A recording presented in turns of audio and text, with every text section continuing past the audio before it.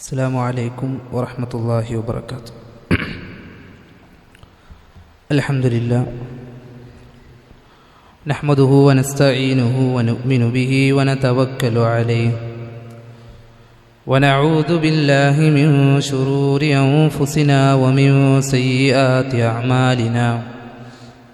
من يهده الله فلا مضل له ومن يضلله فلا هادي له. وأشهد أن لا إله إلا الله وحده لا شريك له وأشهد أن محمدًا عبده ورسوله.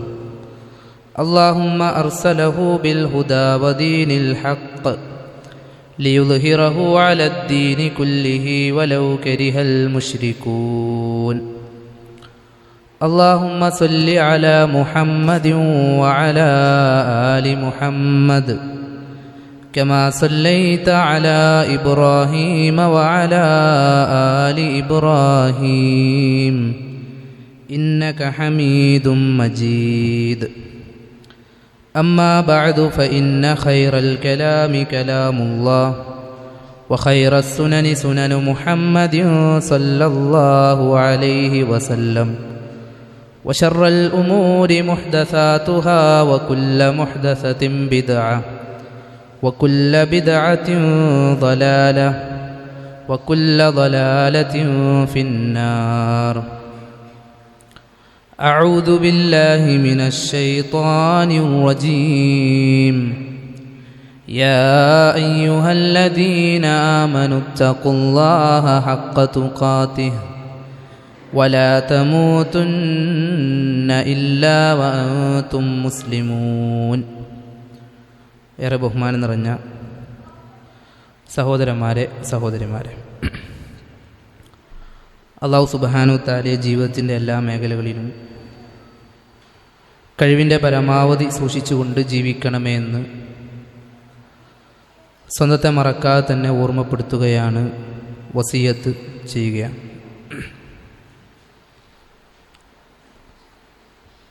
പരിശുദ്ധമാക്കപ്പെട്ട റമദാൻ മാസത്തിലേക്ക് പ്രവേശിക്കുന്നതിൻ്റെ മുന്നോടിയായി ഒരുങ്ങണം എന്ന ഒരു ചിന്താധാരയിൽ നിന്നാണ്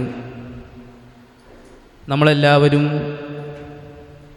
ഇന്നേ ദിവസം ഇങ്ങനെ ഒരു പ്രോഗ്രാം സംഘടിപ്പിക്കുകയും ഒരുമിച്ച് ചേരുകയും ചെയ്തിട്ടുള്ളത്.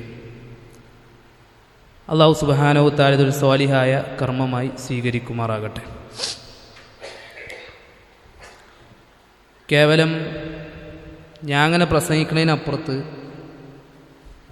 നമുക്ക് തീർക്കാവുന്നതായ ചില സംശയങ്ങളൊക്കെ ഒന്ന് ചർച്ച ചെയ്ത്, ഇവിടെ റഹീം മൗലവി ഉസ്താദൊക്കെ അവിടെ ഉണ്ട്, നമുക്ക് എല്ലാവർക്കും കൂടി ഒന്ന് ചർച്ച ചെയ്ത് അങ്ങനെ അതൊരു മുന്നോട്ട് പോകുന്നതാണ് നമുക്ക് ഉപകാരപ്രദമാവുക എന്നത് ഞാൻ ആമുഖമായി ഉണർത്തുകയാണ്.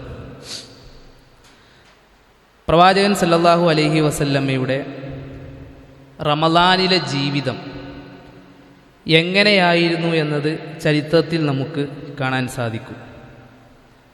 ആമുഖമായി റമദാനിൽ സംഭവിക്കപ്പെട്ട ചില ചരിത്ര സംഭവങ്ങൾക്കൊരു സൂചന നൽകിയിട്ട് എന്ത് ചെയ്യുക, ഈ വിഷയത്തേക്കൊന്ന് കയറാം. എന്തെല്ലാം കാര്യങ്ങൾ റമദാൻ മാസത്തിൽ സംഭവിച്ചിട്ടുണ്ട് എന്നുള്ളതാണ്. ഒന്ന്, വഹീൻ്റെ ഇറക്കാണ്. നമുക്കെല്ലാവർക്കും അറിയാം, ഖുർആനിലൂടെ സൂറത്തുൽ ഖദറിൽ അല്ലാഹു പഠിപ്പിച്ചു തന്നു, ഇന്നാ അൻസൽനാഹു ഫീ ലൈലത്തിൽ ഖദർ, ഖദറിൻ്റെ രാത്രിയിൽ നാം ഇതിനെ ഇറക്കി. ഏതിനെ? ഖുർആനിനെ ഇറക്കി എന്ന് പറഞ്ഞു. അപ്പോൾ ഖദറിൻ്റെ രാത്രി എന്ന് പറയുന്നൊരു രാത്രി മുമ്പേ ഉണ്ട്. ഉള്ളതായ ഒരു ഖദറിൻ്റെ രാത്രിയിൽ റമദാൻ മാസത്തിൽ അല്ലാഹു സുബ്ഹാനഹു തആല ഖുർആനിനെ ഇറക്കി. അപ്പോൾ വഹീൻ്റെ ഇറക്കം എന്നത് സംഭവിക്കപ്പെട്ടത് ഏതിലാണ്? റമദാൻ മാസത്തിലാണ്. ഇത് നടന്ന ഒരു ചരിത്രമാണ്. രണ്ടാമത്തതാണ് ഖദീജ റളിയല്ലാഹു അൻഹയുടെ വഫാത്ത് സംഭവിച്ചത് പ്രബലാഭിപ്രായ പ്രകാരം റമദാൻ മാസത്തിലാണ്. ഇത് റസൂലിൻ്റെ ജീവിതത്തിൽ സംഭവിച്ച ഒരു ചരിത്രമാണ്. അതേപോലെ തന്നെ ഹംസ റളിയല്ലാഹു അൻഹുവിനെ പ്രവാചകൻ സല്ലല്ലാഹു അലൈഹി വസല്ലമ ബദർ യുദ്ധത്തിന് മുമ്പ് പ്രവാചകൻ ഒരു യുദ്ധത്തിൻ്റെ ചർച്ചയ്ക്ക് വേണ്ടിയിട്ടും മറ്റും പറഞ്ഞേക്കുന്ന ഒരു സംഭവമുണ്ട്. ചരിത്ര പ്രസിദ്ധമായ സംഭവമാണ്, പറയുകയാണെങ്കിൽ ഒരുപാടുണ്ടാവും. ആ സംഭവം നടന്നത് റമദാൻ മാസത്തിലാണ്. അതേപോലെ തന്നെ ബദർ സംഭവിച്ചത് റമളാൻ മാസത്തിലാണ്. ചരിത്രങ്ങൾ വരും, പിന്നെ പഠിക്കാൻ ഇൻഷാ അല്ലാഹ്. അതേപോലെ തന്നെ റുഖിയ റളിയല്ലാഹു അൻഹു, പ്രവാചകൻ സല്ലല്ലാഹു അലൈഹി വസല്ലമയുടെ മകൾ, ഉസ്മാൻ റളിയല്ലാഹു അൻഹുവിൻ്റെ പത്നി. ഈ റുഖിയ റളിയല്ലാഹു അൻഹ മരണപ്പെട്ടത് റമളാൻ മാസത്തിലാണ്. ഉസ്മാൻ റളിയല്ലാഹു അൻഹു ബദർ യുദ്ധത്തിൽ പങ്കെടുത്തിട്ടില്ല എന്നുള്ള ചരിത്രം നമ്മളെല്ലാവരും കേട്ടിട്ടുണ്ടാവും. അപ്പോൾ ഉസ്മാൻ റളിയല്ലാഹുവിനെതിരെ ആരോപണങ്ങൾ ഉന്നയിക്കണം മനുഷ്യന്മാർ ആരോപണമായി ഉന്നയിക്കാറുള്ളത് എന്താണ്? ഉസ്മാൻ ബദറിൽ പങ്കെടുത്തിട്ടില്ല എന്നുള്ളത്. അത് എന്തായിരുന്നു കാരണം? പ്രവാചകൻ സല്ലല്ലാഹു അലൈഹി വസല്ലം മകൾ രോഗശയ്യയിൽ കിടക്കുമ്പോൾ ഉസ്മാൻ റളിയല്ലാഹു അൻഹു പരിചരിക്കാൻ പോയതായിരുന്നു എന്ന് ചരിത്രത്തിൽ കാണാൻ സാധിക്കും. അപ്പോൾ ചുരുക്കി പറഞ്ഞാൽ ഈ റുഖിയ റളിയല്ലാഹു അൻഹയുടെ മരണം സംഭവിച്ചത് റമളാനിലാണ് എന്ന് നമുക്ക് എന്ത് ചെയ്യാൻ പറ്റും? കാണാൻ സാധിക്കും. അതുപോലെ തന്നെ തുടങ്ങിയിട്ട് എണ്ണിയാൽ ഒതുങ്ങാത്ത ഒരുപാട് ചരിത്ര സംഭവങ്ങൾ നടന്ന ഒരു മാസമാണ് റമളാൻ. ഈ റമളാനെ കുറിച്ച് പ്രവാചകൻ സല്ലല്ലാഹു അലൈഹി വസല്ലമ റമളാൻ വരുന്നതിന് മുമ്പ് ചില സന്തോഷ വാർത്തകൾ അറിയിക്കുന്നത് ചരിത്രത്തിൽ കാണാൻ സാധിക്കും. സഹാബാക്കളൊക്കെ ഇങ്ങനെ വിളിച്ചു ചേർത്ത് സഹാബാക്കളോട് പറയുന്ന ചില വചനങ്ങളും അതിൽ നിന്ന് നമുക്ക് ലഭിക്കുന്നതായ ചില കാര്യങ്ങളുമുണ്ട്. അതാണ് ആമുഖമായി സൂചിപ്പിക്കാറ്. റസൂൽ പറയായിരുന്നു, അതാക്കും ഷഹ്റു റമളാൻ, നിങ്ങളിലേക്ക് ദാ റമളാൻ മാസം വന്നിരിക്കുന്നു. ഷഹ്റുൻ മുബാറക്, അനുഗ്രഹീതമായ മാസം എന്ന് പ്രവാചകൻ പറയാറുണ്ടായിരുന്നു. എന്താണ് ഈ ഒരൊറ്റ വാചകം? നമുക്കൊന്ന് കീറി മുറിച്ച് പറയുകയാണെങ്കിൽ കുറേ പറയാണ്ട്.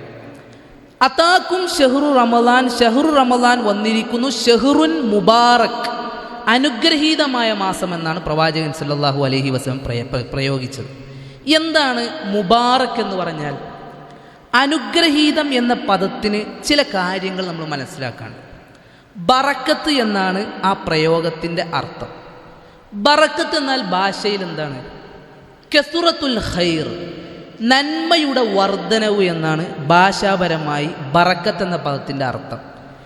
ഏത് കാര്യം ചെയ്താലും അതിൽ ഒരു ബറക്കത്ത് ഉണ്ടാകും എന്ന് പറയും. ഒരു ഉദാഹരണം പറയാം. റമളാൻ്റെ തലേ ദിവസം വരെ ഒരു പേജ് പോലും മര്യാദക്ക് ഖുർആൻ ഓതാത്ത നമ്മൾ റമളാൻ മാസം വന്നു കഴിഞ്ഞാൽ എത്രയാ ഓതാറ്? അതൊരു അത്ഭുതമല്ലേ? ശരിക്ക് ആണ്. രാത്രി ഒരു 3 റക്അത്ത് പോലും ജീവിതത്തിൽ നിസ്കരിക്കാത്ത മനുഷ്യന്മാർ റമളാൻ വരുന്നതോട് കൂടിയിട്ട് ഖിയാമുൽ ലൈൽ സജീവമാകുന്നു. എന്താണത്? അതൊരു ബറക്കത്താണ്. മനസ്സിലായോ നിങ്ങൾക്ക്? അതുവരെ ദിക്റുകൾ ചൊല്ലാത്ത ആൾക്കാർ, നമുക്കിപ്പോൾ എത്ര സമയമുണ്ട്? അടുക്കളയിൽ പണി മുതൽ തുടങ്ങിയിട്ട് രാവിലെ മുതൽ വൈകുന്നേരം വരെ എത്ര ദിക്റുകൾ ചൊല്ലാനൊക്കെ സമയമുണ്ട്. പക്ഷെ അങ്ങനെയൊന്നും ചൊല്ലാൻ സാധിക്കാത്ത നമ്മൾ റമളാനായി കഴിഞ്ഞാൽ പ്രത്യേകം ഒരു ഒരുക്കം, ഒരു സമയം ലഭിക്കുമ്പോഴൊക്കെ ഒരു സുബ്ഹാനല്ലാഹ്, ഒരു അൽഹംദുലില്ലാ, ഒരു അല്ലാഹു അക്ബർ പറയാനുള്ള ശ്രമം നമ്മളെ ഭാഗത്തു നിന്നുണ്ടാവും. അത് എന്തുകൊണ്ടാണ് റമളാൻ എത്തുമ്പോൾ പ്രത്യേകം കഴിയണത്? അതുകൊണ്ടാണ് റസൂൽ പ്രയോഗിച്ചത് മുബാറക്, കസുറത്തുൽ ഖൈർ, ഖൈറിൻ്റെ വർധനവ് ആ മാസത്തിൽ അള്ളാഹു സംവിധാനിച്ചിട്ടുണ്ട് എന്നുള്ളതാണ്. ഇങ്ങനെ സംവിധാനിക്കപ്പെട്ട മാസത്തിൽ ചില മനുഷ്യന്മാർക്ക് പ്രതീക്ഷിക്കാത്ത അത്ഭുതങ്ങൾ ചെയ്യാൻ സാധിക്കും. ആ അത്ഭുതങ്ങൾ ചെയ്യണ മനുഷ്യന്മാരായി നമ്മൾ മാറണം എന്നതാണ് നിങ്ങളോട് സൂചിപ്പിക്കാനുള്ള ഒന്നാമത്തെ പോയിന്റ്. എങ്ങനെയാണ് മാറുക? വളരെ ലളിതമാണ്. നമ്മളെല്ലാവരും സൂറത്തുൽ ഫാത്തിഹ പാരായണം ചെയ്യണ മനുഷ്യന്മാരാണ്. അതിലൊരു വചനം ഉണ്ടെന്നാണ്, ഇയ്യാക നഅ്ബുദു വ ഇയ്യാക നസ്തഈൻ. എന്താണ് ആ ആയത്തിൻ്റെ അർത്ഥങ്ങൾ? എല്ലാവരും കേട്ട് നമ്മളെല്ലാവരും സ്ഥിരം പാരായണം ചെയ്യണ ആയത്ത. എന്താ അർത്ഥം? ഇയ്യാക നഅ്ബുദു, നിന്നെ മാത്രം ഞങ്ങൾ ആരാധിക്കുന്നു. വ ഇയ്യാക നസ്തഈൻ, നിന്നോട് മാത്രം ഞങ്ങൾ സഹായം ചോദിക്കും എന്നാണ് ആയത്തിൻ്റെ അർത്ഥം. നിങ്ങൾ ആലോചിച്ചിട്ടുണ്ടോ? ഇയ്യാക നഅ്ബുദു എന്ന് പറഞ്ഞാൽ ആരാധന എന്ന് പറഞ്ഞ വലിയൊരു വൃത്തത്തെ പരിചയപ്പെടുത്തുകയാണ്. എന്തും ആരാധനൻ്റെ ഉള്ളിലാണ് പെടുക. നിസ്കാരം ഒരു ആരാധനയാണ്. അപ്പം ആരാധന എന്ന് പറയുന്ന വലിയൊരു വൃത്തത്തെ പരിചയപ്പെടുത്തിയതിന് ശേഷം അള്ളാഹ് പറയാണെന്ത്? ഇയ്യാക നസ്തഈൻ, നിന്നോട് മാത്രം ഞങ്ങൾ സഹായത്തെ ചോദിക്കുന്നു. കുറേ മറ്റൊരുപാട് കാര്യങ്ങൾ പറയാനുണ്ടായിരിക്കെ അള്ളാഹ് എന്തിനാണ് ഇയ്യാക നസ്തഈൻ എന്ന് പറഞ്ഞ സഹായത്തേട്ടത്തെ തൊട്ടുശേഷം പരിചയപ്പെടുത്തിയത് എന്നതിന് പിന്നിൽ ഒരുപാട് ഹിക്മത്തുകൾ, തഫ്സീറുകൾ കാണാൻ സാധിക്കും. അതിൽ പഠിപ്പിക്കപ്പെട്ട ഒരു ഹിക്മത്താണെന്ത്? ഏതൊരു മനുഷ്യനെ സംബന്ധിച്ചിടത്തോളം ചെറുതായിക്കോട്ടെ വലുതായിക്കോട്ടെ ഒരു ഇബാദത്ത് ചെയ്യാൻ സാധിക്കണമെങ്കിൽ അള്ളാൻ്റെ സഹായം കിട്ടിയേ മതിയാവൂ എന്നുള്ളത്. ഇത് എന്താണെന്നുള്ളതൊന്ന് വിശദമായി നമ്മൾ മനസ്സിലാക്കി വെക്കേണ്ട ഒരു യാഥാർത്ഥ്യമാണ്. ഇപ്പോൾ സുബ്ഹാനല്ലാഹ് എന്ന് പറയുന്നൊരു വചനം എത്ര ലളിതമാണ് ചൊല്ലാൻ, നമുക്ക് ആർക്കും ഒരു തടസ്സമില്ല. പക്ഷേ ഈ സുബ്ഹാനല്ലാഹ് എന്നുള്ള വചനം രാവിലെ എഴുന്നേറ്റ് മുതൽ ഈ സമയം വരെ എടുത്തിട്ട് നിങ്ങൾ കാൽക്കുലേറ്റ് ചെയ്ത് നോക്കി എത്ര ആൾക്കാർ പറഞ്ഞിട്ടുണ്ടാവും? ചിലപ്പോൾ ഒറ്റ വട്ടം പോലും നമ്മളാരും പറഞ്ഞിട്ടുണ്ടാവില്ല. അസ്തഗ്ഫിറുല്ലാഹ് എന്ന് പറയാൻ എത്ര ലളിത വചനം കൊണ്ട്, വളരെ ലളിതമാണ്, സിമ്പിളാണ് പറയാൻ. പക്ഷേ ഇന്നത്തെ ദിവസം ഒന്ന് എടുത്തു നോക്കിയാൽ എത്ര ആൾക്കാർക്ക് ഒരു അസ്തഗ്ഫിറുല്ലാഹ് പറയാൻ പറ്റി? അതൊരു ചോദ്യചിഹ്നമാണ്. ഖുർആൻ ഓതൽ ലളിതാണല്ലോ. ഇന്ന് രാവിലെ മുതൽ വൈകുന്നേരം വരെയുള്ള സമയം നമ്മൾ എത്ര ആൾക്കാർ ഖുർആൻ ഓതി? ഇതൊരു ലളിതമായ ചിന്തയാണ്. നിസ്കാരത്തിൽ ജമാഅത്തിൽ പങ്കെടുക്കൽ ആണുങ്ങളെ സംബന്ധിച്ചിടത്തോളം നിർബന്ധമാണ്. ആ നമ്മൾ നിർബന്ധമായ ഒന്നിൽ ഇന്ന് രാവിലെ സുബഹി മുതൽ ഇതുവരെയുള്ള സമയത്ത് എത്ര ജമാഅത്തുകളിൽ നമുക്ക് പങ്കെടുക്കാൻ പറ്റി? ഇതൊരു ചിന്തയാണ്. പള്ളിയിൽ പോകുമ്പോൾ കയറേണ്ട ദിക്ർ വലതുകാല് വെച്ച് കയറണമെന്ന് നമുക്കറിയാം, അറിയാത്ത ആരും ഉണ്ടാവില്ല. എന്നാൽ ആരൊക്കെ വലതുകാല് വെച്ച് കയറാൻ ശ്രദ്ധിച്ചു? അതൊരു ചിന്തയാണ്. കയറുമ്പോൾ ചൊല്ലേണ്ട ദിക്ർ നമുക്കറിയാം, എന്താണ്? അല്ലാഹു മഫ്തഹ്ലി അബ്വാബ റഹ്മത്തിക എന്നുള്ള ദിക്ർ അറിയാത്ത ആരുമില്ല. പക്ഷെ ഇന്ന് പള്ളിയിൽ കയറിയപ്പോൾ നമ്മൾ എത്ര ആൾക്കാർ അത് ചൊല്ലി? അതൊരു ചോദ്യചിഹ്നമാണ്. വുളു എടുക്കുക, വുളുവിന് ശേഷം ചൊല്ലേണ്ട ദിക്ർ നമുക്കറിയാം, നമ്മൾ എത്ര ആൾക്കാർ ചൊല്ലി? അതൊരു ചോദ്യചിഹ്നമാണ്. ഞങ്ങളിങ്ങനെ തുടങ്ങിയിട്ട് ഒരുപാട് ഇബാദത്തുകളോടെ എണ്ണി പറഞ്ഞത് എന്തിനാന്ന് വെച്ച് കഴിഞ്ഞാൽ, ഈ പറയപ്പെട്ട ഏത് ചെറുതായിക്കോട്ടെ വലുതായിക്കോട്ടെ ഈ ഇബാദത്ത് നമുക്ക് ചെയ്യാനും ചൊല്ലാനും സാധിക്കണമെങ്കിൽ അള്ളാൻ്റെ സഹായം കിട്ടണം എന്നാണ്. അത്രേ ഉള്ളൂ ഞാൻ പറഞ്ഞതിൻ്റെ ഉദ്ദേശം. അതാണ് ഇയ്യാക നഅ്ബുദു വ ഇയ്യാക നസ്തഈൻ എന്ന് പറയുന്നത്. അപ്പം അള്ളാനെ അനുസരിക്കാൻ, അള്ളാനെ ആരാധിക്കാൻ ഒരു മനുഷ്യന് തോന്നണമെങ്കിൽ അള്ളാൻ്റെ സഹായം അവൻക്ക് കിട്ടിയിരിക്കണം. അത് കിട്ടാത്ത മനുഷ്യന്മാർക്ക് അള്ളാനെ ആരാധിക്കാൻ പറ്റൂല. ഇതൊരു യാഥാർത്ഥ്യമാണ്. കാരണം നമ്മളെ കൂട്ടത്തിൽ ജീവിക്കണ എത്ര ജിമ്മന്മാരായ മനുഷ്യന്മാരുണ്ട്. നല്ല ജിമ്മിന് പോയി ആരോഗ്യത്തെ പുഷ്ടിച്ച് കണ്ടാൽ തന്നെ ആർക്കും ആകർഷണീയമായ ശരീരമുള്ള മനുഷ്യന്മാരുണ്ട്. ഒരു റക്അത്ത് പള്ളിക്ക് പോയി നിസ്കരിക്കാൻ അവർക്ക് പറ്റൂല. ഒറ്റ സുജൂദ് ചെയ്യാൻ അവർക്ക് പറ്റൂല. ഒരു ഖുർആൻ്റെ ഒരു ആയത്തോതാൽ ആരോഗ്യം അവർക്ക് ഉണ്ടാവില്ല. എന്നാൽ നമ്മളെ കൂട്ടത്തിൽ ദുർബലന്മാരായ മനുഷ്യന്മാരുണ്ടാവും, പ്രായം കൊണ്ട് അവശരായ മനുഷ്യന്മാർ. എഴുന്നേറ്റ് നീക്കാൻ പോലും, മര്യാദക്ക് നടക്കാൻ പോലും പറ്റുണ്ടാവില്ല. കാലിന് സ്വാധീന ശേഷി പോലില്ലാത്ത മനുഷ്യന്മാരുണ്ടാവും. പക്ഷെ ഓര് കാണാൻ പള്ളിക്ക് എത്തണം. അവർ കാണാൻ രാവിലെ മുതൽ വൈകുന്നേരം വരെയുള്ള സമയം സുദീർഘമായി ഖുർആൻ്റെ പാരായണം ചെയ്യണ്. എന്താ വ്യത്യാസം? മറ്റേ മനുഷ്യന് നല്ല ആരോഗ്യമുണ്ട്, ഈ മനുഷ്യന് തീരെ ആരോഗ്യമില്ല. പക്ഷെ അള്ളാൻ്റെ അടുക്കൽ ശക്തനാരാ? ഈ മനുഷ്യനാണ്. കാരണം എന്താ? ഓനക്ക് അള്ളാനെ ഇബാദത്ത് ചെയ്യാൻ സാധിക്കുന്നുണ്ട്. അതിനാണ് സഹായം എന്ന് പറയാം.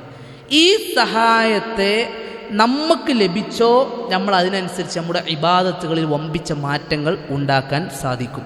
ഇതാണ് ഷഹ്റുൻ മുബാറക്, അനുഗ്രഹീതമായ മാസമാണ് റമളാൻ മാസം എന്ന് റസൂൽ സല്ലല്ലാഹു അലൈഹി വസല്ലം പഠിപ്പിച്ചത്. നമ്മളെ സംബന്ധിച്ചിടത്തോളം നമ്മുടെ ജീവിതത്തിൽ റമളാൻ മാസം ഒരു ഷഹ്റുൻ മുബാറക്, അനുഗ്രഹീതമായ മാസമായി മാറണമെങ്കിൽ നമുക്ക് ലഭിക്കേണ്ടത് ഒന്നാമത്തെ അള്ളാൻ്റെ സഹായം. ഈ റമളാൻ മാസം വരുമ്പോൾ അള്ളാൻ്റെ സഹായം കിട്ടിക്കഴിഞ്ഞാൽ വലിയ അത്ഭുതങ്ങൾ നമ്മൾ റമളാൻ മാസത്തിലുണ്ടാവും. നല്ലൊരു പ്ലാനിങ് ഉണ്ടാവും, നല്ലൊരു സ്ട്രക്ചർ ഉണ്ടാവും, ഉള്ള സമയങ്ങൾ ഉപയോഗപ്പെടുത്താൻ പറ്റും. ഒരു ഭാഗം ഈ റമളാൻ മാസത്തിൽ കൃത്യമായ അള്ളാൻ്റെ ഒരു തൗഫീഖ് കിട്ടൽ ആമുഖമായിട്ടില്ലെങ്കിലോ റമളാൻ മാസം സാധാ പോലെ നമ്മുടെ ജീവിതത്തിൽ എന്ത് ചെയ്യും? കടന്നിങ്ങനെ പോയിക്കൊണ്ടേയിരിക്കും. അതാണ് ഒന്നാമത്തെ സ്റ്റെപ്പായിട്ട്. ഈ അനുഗ്രഹീതമായ മാസത്തിൻ്റെ അനുഗ്രഹങ്ങൾ, ബറക്കത്ത് നമുക്ക് ലഭിക്കണമെങ്കിൽ നമ്മൾ ആമുഖമായി ചോദിക്കേണ്ട വിഷയമാണ് എന്താ ചോദിക്കേണ്ടി? അള്ളാൻ്റെ സഹായം. ഇതാൻ്റെ ഒന്നാമത്തെ പോയിന്റ്. ഇപ്പോൾ റമളാൻ വരാൻ പോവാണ്. കുറച്ച് ദിവസങ്ങൾ നമ്മളെ മുമ്പിൽ നമ്മൾ ഒരുങ്ങാൻ വേണ്ടിയിട്ടാണ് വന്നിരിക്കുമ്പോൾ ഇനി ഉള്ള ദിവസമെങ്കിലും അള്ളാനോട് ചോദിക്കേണ്ട ഒന്നാമത്തെ ചോദ്യത്തിൽപ്പെട്ട ചോദ്യം എന്ത്? പടച്ചോനത്തൊരു മുബാറക്കായ മാസമാണല്ലോ, ഈ അനുഗ്രഹീതമായ മാസത്തിലെ ബറക്കത്തിന് റബ്ബേ നീ എനിക്ക് നൽകണമേ എന്ന ചോദ്യം. അത് എന്തിനാ ചോദിക്കണത്? അള്ളാഹ് ഖുർആനിൽ പറഞ്ഞു, ഇയ്യാക നഅ്ബുദു വ ഇയ്യാക നസ്തഈൻ, നിന്നോട് മാത്രം ഞങ്ങൾ ആരാധിക്കുന്നു, നിന്നോട് മാത്രം ഞങ്ങൾ സഹായം ചോദിക്കുന്നു. അപ്പോൾ നമുക്ക് ഇബാദത്ത് ചെയ്യാൻ സാധിക്കണമെങ്കിൽ അള്ളാൻ്റെ സഹായം കിട്ടണമെന്ന ബോധ്യം നമുക്കുണ്ടാവുമ്പോഴാണ് നമുക്ക് എന്ത് ചെയ്യാൻ പറ്റുക? ചോദിക്കാൻ സാധിക്കുക. മുആദ് ബിൻ ജബൽ റളിയല്ലാഹു അൻഹുവിൻ്റെ ചരിത്രം നമ്മൾ കേട്ടിട്ടുണ്ടാവുമല്ലോ. മുആദ് ബിൻ ജബൽ റളിയല്ലാഹു അൻഹുവിനെ യമനിലേക്ക് യാത്ര അയക്കണ രംഗം ചരിത്രത്തിലുണ്ട്. പ്രവാചകൻ സല്ലല്ലാഹു അലൈഹി വസല്ലമ മുആദ് ബിൻ ജബൽ റളിയല്ലാഹു തോളത്തിങ്ങനെ കൈയിട്ടുകൊണ്ട് മുആദിനോട് പറയുന്നുണ്ട്, മുആദേ ഇന്നി ഉഹിബ്ബുക ഫില്ലാ, അള്ളാൻ്റെ മാർഗത്തിൽ മുആദേ ഞാൻ ഇഷ്ടപ്പെടുന്നുണ്ട്. അള്ളാൻ്റെ റസൂൽ ഇഷ്ടപ്പെട്ടാൽ അതിൻ്റെ അർത്ഥം എന്താ? അള്ളയും ഇഷ്ടപ്പെടുന്നുണ്ട് എന്നാ. ഒരു വിശ്വാസിയെ സംബന്ധിച്ചിടത്തോളം അതിനേക്കാൾ സന്തോഷകരമായ മറ്റൊരു നിമിഷമില്ല. അങ്ങനെ മുആദിനെ ജബലിലേക്ക്, ഈ യമന് ഭാഗത്തേക്ക് യാത്ര അയക്കുക ദഅവത്തിന് വേണ്ടി. അപ്പോൾ റസൂൽ കൊടുത്ത ഉപദേശങ്ങളുടെ ലിസ്റ്റ് നമുക്ക് കാണാൻ പറ്റും, കൂടി പറയാനുള്ള സമയമില്ല. അതിൽ റസൂൽ പറഞ്ഞ ഒരു ദുആ, ഒരു വസിയത്താണെന്ത്? മുആദ് എല്ലാ നമസ്കാരത്തിനൊടുവിലും നീ ഒരു ദിക്ർ ചൊല്ലണം. ആ ദിക്ർ ഏതാണ്? അല്ലാഹുമ്മ അഇന്നി അലാ ദിക്രിക വശുക്രിക വഹുസ്നി ഇബാദതിക. നിസ്കാരത്തിൻ്റെ ഒടുവിൽ ചൊല്ലാൻ വേണ്ടി പറഞ്ഞ ഒരു പ്രാർത്ഥന. എന്താണ് ഈ ഒരു ദിക്റിൻ്റെ അർത്ഥം? അല്ലാഹുമ്മ, അല്ലാഹുവേ, അഇന്നി, നീ സഹായിക്കണമേ. എന്തിന്? അലാ ദിക്രിക, നിന്നെ ദിക്ർ ചൊല്ലാൻ, വശുക്രിക, നിനക്ക് നന്ദി കാണിക്കാൻ, വഹുസ്നി ഇബാദതിക, ഏറ്റവും നല്ല രീതിയിൽ നിന്നെ ഇബാദത്ത് ചെയ്യാൻ നീ നന്ദി കാണിക്കണമേ എന്നുള്ള ചോദ്യമാണ് എന്ത് ചെയ്ത് അവിടെ പ്രാർത്ഥനയാണ് റസൂൽ സല്ലല്ലാഹു അലൈഹി വസല്ലമ പഠിപ്പിച്ചു കൊടുക്കുന്നത്. ഇതാണ് വലിയ തത്വം എന്ന് പറയുന്നത്. അതായത് നമുക്കൊരു ചെറിയ ദിക്ർ പോലും ചൊല്ലണമെങ്കിൽ അള്ളാൻ്റെ സഹായമേ കിട്ടിയേ മതിയാവും. ഇതാണ് ഇബ്നു തൈമിയ റഹിമഹുല്ലാഹ് അദ്ദേഹത്തിന് മജ്മൂഉൽ ഫതാവയിൽ പഠിപ്പിക്കാൻ കാണാൻ സാധിക്കും. അള്ളാഹുവിനോട് പ്രാർത്ഥിക്കാവുന്നതിൽ ഏറ്റവും മനോഹരമായ പ്രാർത്ഥന ഏതാകുമെന്ന് ഞാൻ ഒരുപാട് ചിന്തിച്ചു. അങ്ങനെ ചിന്തിച്ച് അവസാനം സുമ്മ വജത്തുഹു ഫി സൂറത്തുൽ ഫാത്തിഹ, സൂറത്തുൽ ഫാത്തിഹയിൽ ഞാനത് കണ്ടെത്തി. അതേതാ ആയത്ത്? നമ്മൾ നേരത്തെ പറഞ്ഞ ഇയ്യാക നഅ്ബുദു വയ്യാക നസ്തഈൻ. അപ്പോൾ ഒന്നാമത്തെ വിഷയം, നമ്മൾ ആദ്യമായി ഈ ബറക്കത്തിനെ കിട്ടാൻ വേണ്ടിയിട്ടുള്ള തൗഫീഖ് അള്ളാഹു സുബ്ഹാനഹു തആലയോട് ചോദിച്ചുകൊണ്ടേ ഇരിക്കണം എന്നുള്ളതാണ്. ഇങ്ങനെ ചോദിച്ചുകൊണ്ടിരിക്കുന്ന കൂട്ടത്തിൽ തന്നെ അള്ളാഹു സുബ്ഹാനഹു തആല ചില വിഭാഗക്കാരെ പരിചയപ്പെടുത്തി. ആ വിഭാഗത്തിൻ്റെ പ്രത്യേകത എന്താണ്? മൻ ഹുരിമ ഖൈറഹ ഫഖദ് ഹുരിമ. ആർക്കാണോ ഈ റമളാൻ മാസത്തിലെ ഖൈറുകൾ തടയപ്പെടുന്നത്, ഫഖദ് ഹുരിമ, അവനക്ക് എല്ലാം തടയപ്പെട്ടു എന്നാണ്. ഈ ഹദീസിൻ്റെ ഈ വചനത്തെ വിശദീകരിച്ചുകൊണ്ട് പണ്ഡിതന്മാർ പഠിപ്പിച്ചു തരുന്ന ഒരു കാര്യമുണ്ട്. അതായത് ഈ റമളാൻ മാസത്തിലെ ഖൈറുകൾ തടയപ്പെട്ട മനുഷ്യന്മാരുടെ ഒരു പ്രത്യേകത എന്ന് പറയുന്നത്, അവരെ സംബന്ധിച്ചിടത്തോളം പിന്നീടുള്ള അവരുടെ ജീവിതത്തിൽ അവർക്ക് സംഭവിക്കാൻ പോകുന്ന നഷ്ടങ്ങളെ എണ്ണിത്തിട്ടപ്പെടുത്താൻ പറ്റുന്നതിലും അപ്പുറമായിരിക്കും എന്നാണ് പണ്ഡിതന്മാർ ഇതിൻ്റെ ശറഹിൽ പഠിപ്പിച്ചത്.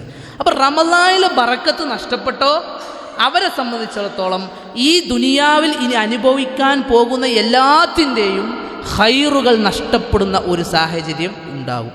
ഇതുകൊണ്ടാണ് രണ്ടാമത്തെ പോയിന്റ് ഞാൻ സൂചിപ്പിക്കുന്നത് എന്താണെന്ന് വെച്ച് കഴിഞ്ഞാൽ, റമളാനിലെ ഖൈർ കരസ്ഥമാക്കുന്നതിലൂടെ ശേഷം വരാനിരിക്കുന്ന ഒരുപാട് ഖൈറുകൾ കരസ്ഥമാക്കാനുള്ള അവസരമാണ്. റമളാനിലെ ഖൈർ നഷ്ടപ്പെട്ടാലോ നമ്മുടെ ജീവിതത്തിൽ എല്ലാ ഖൈറുകളും നഷ്ടപ്പെടും എന്നുള്ളതാണ്. അതുകൊണ്ടാണ് പറയുന്നത് ക്രിയാത്മകമായി ഒരുങ്ങിയാലാണ് റമളാനിനെ നമുക്ക് ഉപയോഗപ്പെടുത്താൻ സാധിക്കുള്ളൂ എന്ന് പറയുന്നത്. ഇതാണ് രണ്ടാമത്തെ പോയിന്റ്. മൂന്നാമത്തെ ഒരു പോയിന്റ് പറഞ്ഞാൽ, ഞങ്ങൾ പെട്ടെന്ന് പറഞ്ഞിങ്ങനെ തീർക്കാം ഇൻഷാ അല്ലാഹ്. മൂന്നാമത്തെ ഒരു പോയിന്റ് എന്ന് പറഞ്ഞാൽ, നമ്മൾ റമളാനിനെ കുറിച്ച് പഠിക്കാൻ ബാധ്യസ്ഥരാണ്. കാരണം എത്ര കണ്ട് നമ്മൾ പഠിക്കുന്നോ അത്ര കണ്ടാണ് നമുക്ക് ആ വിഷയത്തിൽ ഒരു സൂക്ഷ്മത ഉണ്ടാവും. റസൂൽ സല്ലല്ലാഹു അലൈഹി വസല്ലമയുടെ ഒരു ചെറിയൊരു ചരിത്രം ഇങ്ങനെ ഇതിനോടനുബന്ധിച്ച് പറയേണ്ടതാണ് എന്നുള്ളതുകൊണ്ട് പറയാം. റസൂൽ സല്ലല്ലാഹു അലൈഹി വസല്ലമ ഒരിക്കൽ കരയണത് കാണണം, കുറേ കരയും. അപ്പോൾ ഈ കരയണത് കണ്ടപ്പോൾ സ്വഹാബാക്കൾ ചോദിക്കുന്നുണ്ട് റസൂലിനോട്, റസൂലെ നിങ്ങൾ എന്തിനാ അങ്ങനെ കരയണത്? അപ്പോൾ റസൂല് പറഞ്ഞൊരു മറുപടി ഉണ്ട്, ലൗ തഅലമൂന മാ അഅലമു ലളഹിഖ്തും ഖലീല വലബകൈതും കസീറ. എന്താ ഈ വചനത്തിന് അർത്ഥം?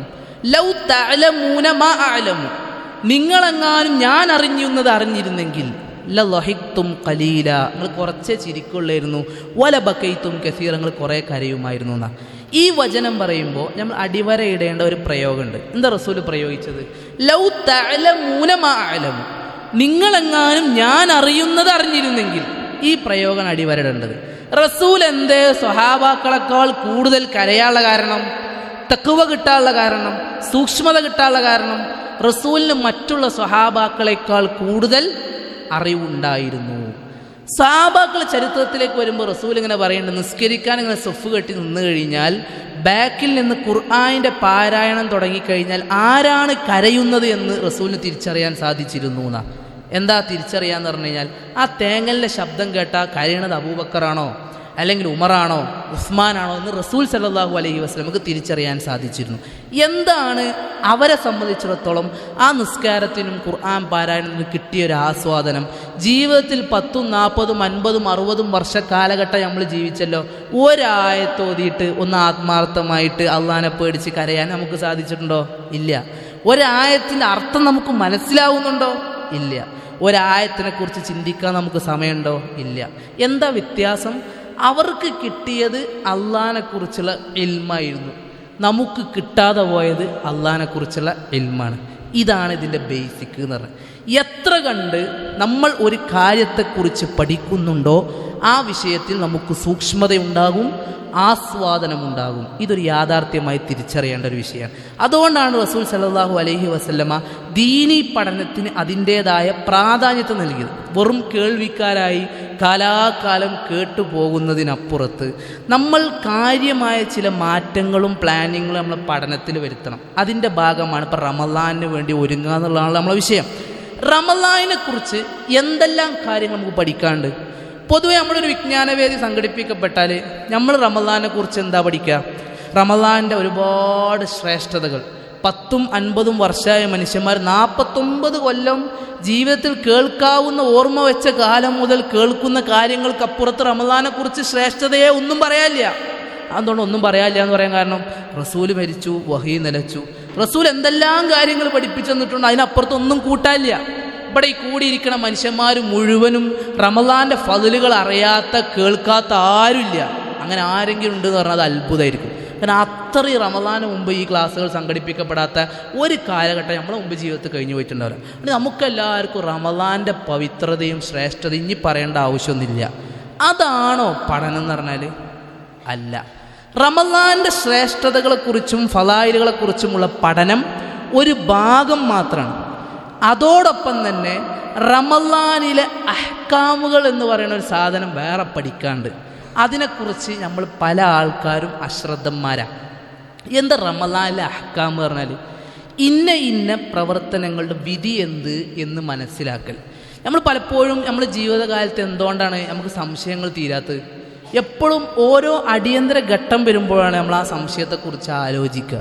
ശരിക്ക് ഈ ഒരു സംശയം വരുന്നതിന് മുമ്പ് വിധികളെക്കുറിച്ച് ബോധവാന്മാരായി കഴിഞ്ഞാലോ കുറേ ഇഷ്കാലുകൾ, സംശയങ്ങളൊക്കെ എന്ത് ചെയ്യും? ദൂരീകരിക്കപ്പെടും.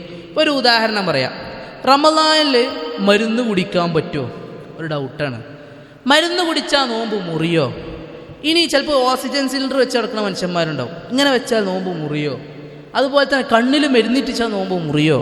ചെവിയിൽ മരുന്നിട്ടിച്ചാൽ നോമ്പ് മുറിയോ? ഇഞ്ചക്ഷൻ വെച്ചാൽ നോമ്പ് മുറിയോ? ഇങ്ങനെ തുടങ്ങിയിട്ട് കുറേ സംശയങ്ങളുണ്ടാവും. ഇതൊക്കെ ശരിക്കും ഏതുമായി ബന്ധപ്പെട്ട് കിടക്കണതാ? നമ്മൾ ഫളായിലുകളുമായി ബന്ധപ്പെട്ട് കിടന്ന് പഠിച്ചുകൊണ്ട് മാത്രം കാര്യമുണ്ടോ? ഇല്ല. ഇത്തരം വിഷയങ്ങളിലുള്ള അറിവ് കരസ്ഥമാക്കലാണെന്ത്? റമളാനിനെ കുറിച്ചുള്ള അഹ്കാമുകൾ പഠിക്കുക എന്ന് പറഞ്ഞാൽ. അഹ്കാം എന്ന് പറഞ്ഞാൽ എന്താണ്? വിധികൾ. ഈ വിധികൾ പഠിക്കാൻ വേണ്ടുന്ന അവസരങ്ങളെയും ഉപയോഗപ്പെടുത്തുകയും അതിനെ ക്രിയാത്മകമായി ഉപയോഗപ്പെടുത്തുകയും ചെയ്യുക എന്ന് പറയുന്നത് എന്താണ്? ഒരു വിശ്വാസിയെ സംബന്ധിച്ചിടത്തോളം റമളാനിന് വേണ്ടിയുള്ള ഒരുക്കത്തിൻ്റെ ഭാഗമാണ്. ഞാൻ അതിപ്പോൾ പറഞ്ഞെന്താണെന്ന് വെച്ച് കഴിഞ്ഞാൽ, ഇനി ഈ റമളാൻ അല്ലെങ്കിലും അടുത്ത റമളാന് മുമ്പെങ്കിലും ഒന്ന് നമ്മളെല്ലാവരും കൂടി അഹ്കാമുകൾ പഠിക്കാൻ കുറേ ഉണ്ടെന്നൊരു ബോധ്യത്തോടു കൂടി അത് പഠിക്കാൻ വേണ്ടുന്ന സംവിധാനങ്ങളും ഒരുക്കങ്ങളും നടത്തണം എന്നൊരു ബോധ്യപ്പെടുത്താൻ വേണ്ടിയിട്ടാണ്.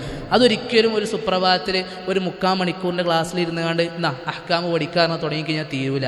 അതേ സമയത്ത് വിശദമായി തന്നെ ഇരുന്ന് ഒന്ന് പഠിക്കാൻ വേണ്ടി എന്ത് ചെയ്യണം? നമ്മൾ തയ്യാറാവണം. ഇത് വെറും റമളാൻ്റെ വിഷയം മാത്രമല്ല, നിസ്കാരം അങ്ങനെ തന്നെയാണ്. നിസ്കാരത്തെക്കുറിച്ച് നമ്മളെല്ലാവരും എത്ര കാലം നിസ്കരിക്കാൻ തുടങ്ങിയിട്ട്, പക്ഷെ നിസ്കാരത്തിൻ്റെ നിബന്ധനകൾ നമുക്ക് എത്ര ആൾക്കാർക്ക് അറിയാം? നമ്മളെ പഠനത്തിന് ഊക്കറിയാൻ വേണ്ടി പറയാം. നിസ്കാരത്തിന് ഷർത്തുണ്ട്, ഫർളുണ്ട്, റുക്കിനുണ്ട്, സുന്നത്തുകളുണ്ട്. ഇത് 4ഉം നഷ്ടപ്പെട്ടാൽ ഒരേപോലെയല്ല വിധി. പക്ഷെ നമുക്കൊക്കെ ഒരേപോലെയാണ്. ഒക്കെ ഒരു അവസാനം സഹുവിൻ്റെ സുജൂദ് തീരുന്നതാണ് നമ്മളെ ചിന്ത. അത് ഒരുപോലെയാണോ? അല്ല. ഉദാഹരണം പറയാം, ചോദിക്കാൻ വെറുതെ ചോദിക്കണം. സൂറത്തുൽ ഫാത്തിഹ നിസ്കാരത്തിൻ്റെ എന്താണ്? ഷർത്താണോ, റുക്കിനാണോ, സുന്നത്താണോ? എന്താണ്? വെറുതെ ഒരു അഭിപ്രായം പറഞ്ഞു നോക്കി. എന്താണ്? കഴിഞ്ഞ സുന്നത്ത്, റുക്കിന് വാജിബല്ല, റുക്കിനാണ്, ആയിക്കോട്ടെ. ഫാത്തിഹയ്ക്ക് ശേഷം സൂറത്ത് ഓതൂലേ? അല്ലേ? ഓതലില്ല. ഒന്നാമത്തെ റക്കായത്ത് രണ്ടാമത്തെ റക്കായത്ത്. ഇതിന് വിധി എന്താ? സുന്നത്തില്ലേ? ആയിക്കോട്ടെ. റുക്കൂ ചെയ്യൂല നമ്മള്? റുക്കൂല് സുബ്ഹാൻ റബ്ബിയൽ അലീം അല്ലെങ്കിൽ സുബ്ഹാനക അല്ലാഹുമ്മ റബ്ബനാ വബിഹംദിക എന്താ ദിക്ർ ചൊല്ലൂലേ? അതിന് വിധി എന്താ? ഷർത്താ? ഷർത്ത് ഒരു അഭിപ്രായം കേട്ട്. പിന്നെ സുന്നത്ത് ഒരട്ടം ചൊല്ലലും സുന്നത്ത്. ഇഖ്തലഫൽ ഉലമാ, പണ്ഡിതന്മാരുടെ അഭിപ്രായ വ്യത്യാസത്തിലായി എന്ന് പറയേണ്ടിയിരുന്നു. ഒരു കാര്യം വ്യക്തമായി. എന്താണ്? വലിയ ധാരണ ഈ വിഷയത്തിൽ ഇല്ലാന്ന്. ഉറപ്പല്ലേ? ഉറപ്പല്ലേ? ആണല്ലോ, സംശയമൊന്നുമില്ലല്ലോ. വലിയ ധാരണ ഇല്ല, സത്യമാണ്. ആ ഉൾക്കൊള്ള തന്നെയാണ് വേണ്ടത്. മനസ്സിലായില്ല നിങ്ങൾക്ക്? ഇവിടെ ഫാത്തിഹ റുക്കിനാണെന്ന് പറഞ്ഞാൽ ശരിയാണ്. സുബ്ഹാൻ റബ്ബിയൽ അലീം സുന്നത്താറിനെ തെറ്റുമാണ്. അത് സുന്നത്തല്ല, വാജിബാണ്. വ്യത്യാസമുണ്ട്. ഞാൻ അപ്പോൾ എന്തിനാ പറഞ്ഞത്? അത് പഠിപ്പിക്കാനാ? അല്ല. റുക്കിന് നഷ്ടപ്പെട്ടതുപോലെയാണോ വാജിബ് നഷ്ടപ്പെട്ടാൽ ചെയ്യേണ്ടത്? അല്ല. സുന്നത്ത് നഷ്ടപ്പെട്ടാൽ വാജിബ് നഷ്ടപ്പെട്ടതുപോലെയാണോ? അല്ല. ഓരോന്നും വ്യത്യസ്തമാണ്. സഹ്വിന്റെ സുജൂദ് ചെയ്താൽ മാത്രം മതിയാവുന്നതുമുണ്ട്.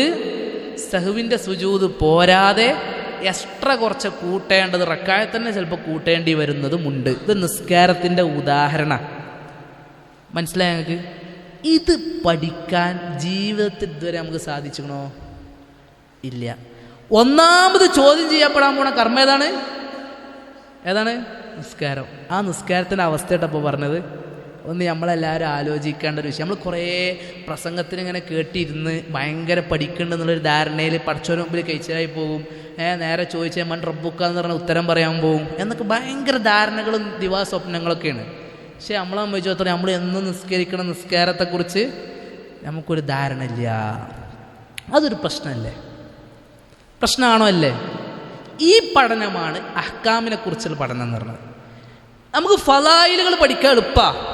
നിസ്കാരത്തെക്കുറിച്ച് പറയുമ്പോൾ നിസ്കാരത്തെക്കുറിച്ച് ഇവിടെ വന്ന് നിന്നുകാണ്ട് നിസ്കാരത്തിൻ്റെ ശ്രേഷ്ഠതകൾ, ഒന്നാമത് ചോദ്യം ചെയ്യപ്പെടാൻ പോണ കർമ്മം, അങ്ങനെ തുടങ്ങിയിട്ട് എണ്ണിയാൽ തീരാത്തത്രയും ഫള് പറയാണ്ട്. അതൊരു പഠനമാണ്. അത് കേൾക്കാം. എന്തിനാണ്? ചെയ്യാനുള്ളൊരു മോട്ടിവേഷനാ. എങ്ങനെ ചെയ്യണം, എന്തെല്ലാം കാര്യങ്ങൾ ശ്രദ്ധിക്കാണ്ട്, അതോ അത് അഹ്കാമിനെ കുറിച്ചുള്ള പഠന. അത് നമ്മൾ പഠിക്കാൻ ഒരുങ്ങിയാലേ എന്ത് ചെയ്യുള്ളൂ? തീരുമാനമായി കിട്ടുള്ളൂ. അല്ലെങ്കിൽ കാലാകാലം സംശയമാവും. നമ്മൾ ഇപ്പോൾ പരപ്പനാടിയൊക്കെ തെർബിയ സംഗമങ്ങൾ നമുക്ക് സംഘടിപ്പിക്കപ്പെടില്ല. തെർബിയ എന്നാണ് റമദാൻ മാസത്തിൽ സംഘടിപ്പിക്കുന്ന തെർബിയ. അതിൽ ചോദ്യോത്തര സെഷൻ ഉണ്ടാവും. ഈ ചോദ്യോത്തര സെഷനിൽ കൊടുക്കാൻ 2 മണിക്കൂറിൽ മിനിമം 3/4 ഭാഗവും ചോദിക്കപ്പെടുന്ന വിഷയം ഏതാ വെച്ചാൽ നിസ്കാരമാവും. മനസ്സിലായി? എന്തുകൊണ്ടാണ്? ആൾക്കാരെ സംശയം തീരുന്നില്ല. എന്താ തീരാത്തത്? ബേസ് പഠിക്കണില്ല. ബാങ്ക് കേൾക്കണ്ടങ്ങോട്ട് ഇവിടെ കൊടുക്കൂല. അപ്പോൾ തീരണില്ല. അതാണ് വിഷയം. അപ്പോൾ ചുരുക്കി പറഞ്ഞാൽ ഞാൻ എന്തിനു നിസ്കാരത്തെ ഹൈലൈറ്റ് ചെയ്തു എന്ന് ചോദിച്ചാൽ, റമളാനും ഇതേപോലെ നമുക്ക് ഒരുപാട് പഠിക്കാണ്ട്. റമളാൻ്റെ ഭാഗമായിട്ടുള്ള സുന്നത്തുകൾ, റമളാനിൽ ശ്രദ്ധിക്കേണ്ട കാര്യങ്ങൾ, റമളാനെ ബാത്തിലാക്കുന്ന കാര്യങ്ങൾ, ഇന്ന കാര്യങ്ങൾ ചെയ്ത റമളാനെ ബാധിക്കും, പരിഹാരങ്ങൾ, അങ്ങനെ തുടങ്ങിയിട്ട് ഒരുപാട് കാര്യങ്ങൾ നമുക്ക് പഠിക്കാനുണ്ട് എന്ന ഒരു പോയിന്റിനെ നിങ്ങളെ മനസ്സ് കിട്ടാൻ വേണ്ടി മാത്രമാണ് എന്ത് ചെയ്ത് ഈ വിഷയം ഞാൻ പറഞ്ഞത്. അപ്പോൾ പഠിക്കാൻ കുറേ ഉണ്ട്. എന്താ പഠിക്കാൻ ആലോചിച്ച് ചെയ്യേണ്ട ആവശ്യമില്ല, സംശയിക്കേണ്ട ആവശ്യമില്ല. പഠിക്കാൻ ഉണ്ട് എന്ന് പറയാൻ വേണ്ടി പറഞ്ഞാണ്. അള്ളാഹു സുബ്ഹാനഹു വ തആല അടുത്ത റമളാനിലെങ്കിലും അങ്ങനെ ഒരുങ്ങാനുള്ള ഒരു തൗഫീക്ക് നമുക്ക് എന്ത് ചെയ്യട്ടെ? നൽകി അനുഗ്രഹിക്കുമാറാകട്ടെ. അള്ളാഹ് തൗഫീക്ക് നൽകട്ടെ എന്ന് ചെയ്യാണ് ഞാൻ ഓർമ്മപ്പെടുത്തുകയാണ്. ഇനി മൂന്നാമത്തൊരു വിഷയം, റമളാനിലേക്ക് എങ്ങനെ പ്രവേശിക്കണം. ഇതൊരു ചിന്തയാണ്. നമ്മൾ പല ആളുകളും റമളാനോട് എത്തട്ടെ, ഇൻഷാ അള്ളാഹ്, എത്തിയതിന് ശേഷം തൗബൊക്കെ ചെയ്ത് കറകളഞ്ഞ് ശുദ്ധിയായി നല്ല രീതിയിൽ മുന്നോട്ട് പോകണമെന്ന് ആഗ്രഹിക്കണ മനുഷ്യന്മാരുണ്ടാവും. പക്ഷേ നമ്മൾ ചിന്തിക്കേണ്ടതും മനസ്സിലാക്കേണ്ടതുമായ ഒരു കാര്യം എന്ന് പറയുന്നത്, നമ്മൾ പറഞ്ഞു വരുന്നത് റമളാൻ എത്തിയതിന് ശേഷം നന്നാവുക എന്നൊരു ധാരണയിലായിരിക്കും നമ്മൾ പലപ്പോഴും നമ്മൾ മുന്നോട്ട് പോവുക. പക്ഷേ റമളാനിന് ഒരുങ്ങുക എന്ന് പറയുമ്പോഴൊക്കെ റസൂൽ സല്ലല്ലാഹു അലൈഹി വസല്ലമ മോട്ടിവേറ്റ് ചെയ്ത ഒരു കാര്യമുണ്ട്. റമളാനിന് മുമ്പ് തൗബ ചെയ്യാമെന്ന്. മനസ്സിലായെങ്കിൽ റമളാൻ എത്തിയതിന് ശേഷം തൗബ വേണ്ടാന്നല്ല, തൗബ വേണം, അതിൽ സംശയമൊന്നുമില്ല. തൗബ ചെയ്യുന്നേ വേണം, തൗബകൾ വർദ്ധിപ്പിക്കുക, അതൊരു ഭാഗമാണ്. പക്ഷേ അതിന് മുമ്പ് ശ്രദ്ധിക്കേണ്ട ഒരു കാര്യമാണ് എന്ത്? റമളാൻ മാസം തുടങ്ങുന്നതിന് മുമ്പ് തൗബ ചെയ്ത ഹൃദയത്തോടു കൂടി ആ റമളാൻ മാസത്തിലേക്ക് പ്രവേശിക്കുക എന്ന് പറയുന്നത്. അത് എന്തിനാ അങ്ങനെ പറയാനുള്ളൊരു കാരണം? ഒരു മനുഷ്യരെ സംബന്ധിച്ചിടത്തോളം നമ്മൾ മനസ്സിലാക്കേണ്ടത്, നമ്മുടെ ജീവിതത്തിൽ സംഭവിക്കുന്ന ചെറിയ കറകൾ പോലും വലിയൊരു തൗഫീക്ക് തടയപ്പെടാൻ കാരണമാണ്. അല്ലാഹു സുബ്ഹാനഹു വ തആല നമ്മളെല്ലാവരും കാത്തുരക്ഷിക്കുമാറാകട്ടെ. ചെറിയ ചെറിയ കറകൾ പോലും വലിയ വലിയ അവസരങ്ങളെ കളയും, അത് സത്യമാണ്. അപ്പോൾ ഈ ചെറിയ ചെറിയ കറകൾ ബാക്കിയാക്കിയിട്ടാണ് റമദാനിലേക്ക് പ്രവേശിക്കണമെങ്കിലോ ഒരുപാട് നന്മകളുടെ അവസരങ്ങൾക്കുള്ള തൗഫീക്ക് നഷ്ടപ്പെടാൻ കാരണമാകും. അപ്പോൾ ആമുഖം എന്നോണം നമ്മൾ ശ്രദ്ധിക്കേണ്ട ഒരു വിഷയം എന്താണ്? ഈ തൗഫീക്ക് നഷ്ടപ്പെടാൻ കാരണമായ ചെറിയ കറകളാണെങ്കിലും ആ കറകളിൽ നിന്ന് തൗബ ചെയ്തിട്ട് റമദാനിലേക്ക് കയറാൻ ശ്രദ്ധിക്കണം. അങ്ങനെയാണെങ്കിലോ ആ റമദാനിനെ ഏറ്റവും നല്ല ശുദ്ധിയുള്ള ഹൃദയത്തോടു കൂടി സ്വീകരിക്കാൻ സാധിക്കും. കാരണം അള്ളാഹിൻ്റെ എല്ലാ ഖൈറുകളും നല്ല ഹൃദയങ്ങൾക്കാണ് സ്വീകാര്യമാകുള്ളൂ. ഖുർആനിലും സുന്നത്തിലും ഒരു കർമ്മം ചെയ്യണമെന്ന് പഠിപ്പിച്ചു തന്നു, വാജിബാണെന്ന് ഒരു ഭാഗത്ത് പഠിപ്പിച്ചു തന്നു, ചെയ്യുന്നത് വിരോധമാണെന്ന് ഒരുപാട് പ്രമാണങ്ങൾ കൊണ്ട് പഠിപ്പിക്കപ്പെട്ട ഒരു വിഷയമുണ്ടെന്ന് സങ്കല്പിക്കാം. അത് സ്വീകരിക്കാൻ പറ്റൽ എങ്ങനത്തെ ഹൃദയങ്ങൾക്കാണ്? ആ ഹൃദയവും അതിനനുസരിച്ച് സംരക്ഷിക്കപ്പെട്ടതും സുരക്ഷിതമായതുമാവുമ്പോൾ മാത്രമാണ്. അതല്ല എന്നുണ്ടെങ്കിലോ ഒരു മനുഷ്യനെ സംബന്ധിച്ചിടത്തോളം ഇനി എത്ര ഖുർആനിൽ പറഞ്ഞു പറഞ്ഞാലും ഹദീസ് പറഞ്ഞു പറഞ്ഞാലും ഓരോ ചിന്ത എന്തായിരിക്കും? അതങ്ങനെയൊന്നല്ല, അതങ്ങനെ ആവൂല. അത് സ്വീകരിക്കാൻ ഒരു മടിയും ഒരു വൈമുഖ്യവും ഉണ്ടാവും. അതെന്താണ് നമ്മളെ സംബന്ധിച്ചിടത്തോളം വലിയൊരു തൗഫീക്കിനുള്ള തടയലാണ് എന്നുള്ള ബോധ്യത്തോടു കൂടി നമ്മൾ റമദാനിലേക്ക് പ്രവേശിക്കുന്നതിന് മുമ്പ് നമ്മുടെ ഹൃദയത്തെ ശുദ്ധിയാക്കിയിട്ട് റമദാനിലേക്ക് കയറാൻ വേണ്ടി ശ്രദ്ധിക്കണം എന്നത് നമ്മൾ ശ്രദ്ധിക്കേണ്ട ഒരു കാര്യം. അപ്പോൾ റമദാൻ മാസം വരാൻ പോണ കുറച്ച് ദിവസമുള്ളൂ. റമദാൻ്റെ മുമ്പ് ആത്മാർത്ഥമായി റബ്ബിനോട് എന്ത് ചെയ്യുക? തൗബ ചെയ്യാൻ നമുക്ക് സാധിക്കണം. അങ്ങനെ തൗബ ചെയ്ത് നല്ല ഹൃദയത്തോടു കൂടി റമദാനിലേക്ക് എന്ത് ചെയ്യണം? പ്രവേശിക്കാൻ വേണ്ടി ശ്രദ്ധിക്കണം. ഞാൻ വല്ലാണ്ട് നീട്ടിപ്പരത്തി പറഞ്ഞില്ല, ചില പോയിന്റുകൾ ഞാൻ പറഞ്ഞിട്ട് ചില സംശയങ്ങൾ എന്തെങ്കിലും ചെയ്യുക ചർച്ച ചെയ്തിട്ട് നമുക്ക് പിരിയാം ഇൻഷാ അല്ലാഹ്. അടുത്തൊരു വിഷയമാണ് റമദാനിലേക്ക് ഒരുങ്ങുന്നതിൻ്റെ ഭാഗമായിട്ടുള്ള ഖുർആൻ പാരായണം എന്ന് പറയുന്നത്. ഇവിടെയും ശ്രദ്ധിക്കേണ്ടത് നമ്മൾ പഠിപ്പിക്കണം. ഞാൻ ചില കാര്യങ്ങൾ എന്തിനാണ് പറയണമെന്ന് വെച്ച് കഴിഞ്ഞാൽ ഒരുക്കങ്ങളെക്കുറിച്ച് ചർച്ച ചെയ്യാൻ മാത്രമാണ്. ഇപ്പോൾ ശഅബാൻ മാസത്തെക്കുറിച്ച് നമുക്കറിയാമല്ലോ. ഇപ്പോൾ നമ്മളെല്ലാവരും ഉള്ള മാസം ഏതാണ്? ശഅബാൻ മാസം. റസൂൽ സല്ലല്ലാഹു അലൈഹി വസല്ലമയുടെ ചരിത്രം പരിശോധിച്ച് ഈ മാസത്തെ എന്ത് പേരിലാണ് അറിയപ്പെട്ടതെന്നറിയോ? ഷഹ്റുൽ ഖുർആ എന്നാണ്. ഖുർആൻ പാരായണത്തിൻ്റെ മാസം. സഹാബാക്കൾ ചരിത്രമൊക്കെ നോക്കിക്കഴിഞ്ഞാൽ ശഅബാൻ മാസത്തിൽ ഖത്തം തീർത്ത് പരിശീലിക്കുമായിരുന്നു എന്നാണ്. എന്തിനു വേണ്ടിയിട്ട്? റമദാനിൽ ഖത്തം തീർക്കാൻ വേണ്ടിയിട്ട്. നമ്മൾ എത്ര ആൾക്കാർ ശഅബാൻ മാസത്തിൽ ഖുർആൻ ഒരു ജുസെങ്കിലും ഓതി? ഇത് ഒരു പരിശീലന കളരിയാക്കിയിട്ട് റസൂലും സഹാബാക്കളും എടുത്തിരുന്നു. അതുകൊണ്ടാണ് റസൂൽ കൂടുതൽ നോമ്പ് ശഅബാൻ മാസത്തിൽ നോക്കാറുണ്ടായിരുന്നു എന്നത് ഹദീസുകളിലൂടെ പഠിപ്പിച്ചത്. കുറേ നോമ്പ് റസൂൽ നോക്കാറുണ്ടായിരുന്നു. എപ്പോൾ? ശഅബാൻ മാസത്തിൽ. എന്തിനാ നോക്കണത്? റമദാൻ മാസത്തിലേക്കുള്ള ഒരുക്കം.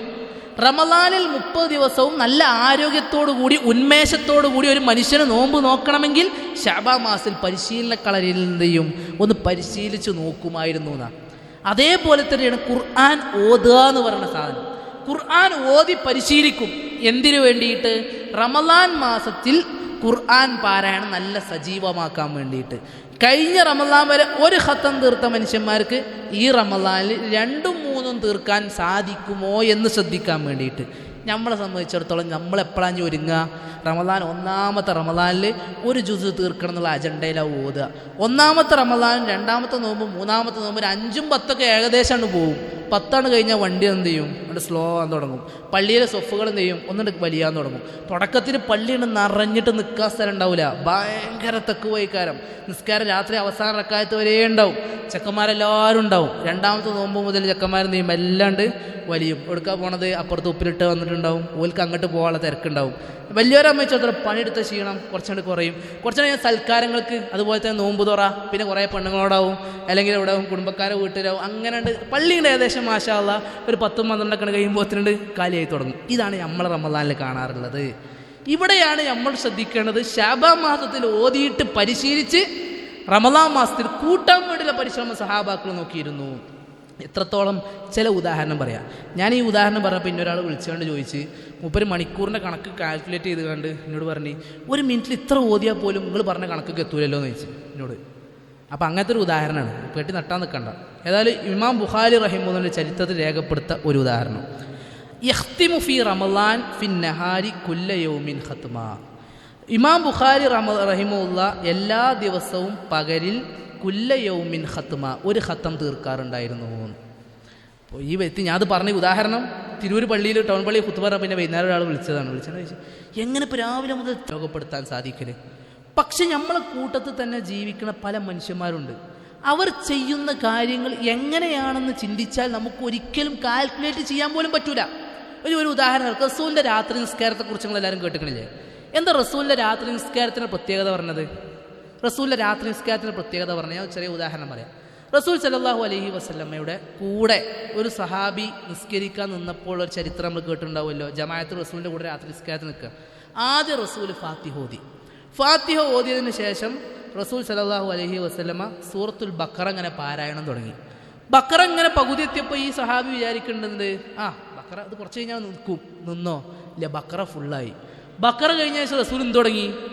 ആലിമ്രാൻ തുടങ്ങി. ആലിമ്രാനും തുടങ്ങിയിട്ട് റസൂൽ ഇങ്ങനെ മുന്നോട്ട് പോവുക. അപ്പോൾ ആലിമ്രാൻ്റെ പകുതി ആകുമ്പോൾ നിന്നില്ല, ആലിമ്രാൻ ഫുള്ള് ഓതി. പിന്നെ എങ്ങോട്ടാ പോയത്?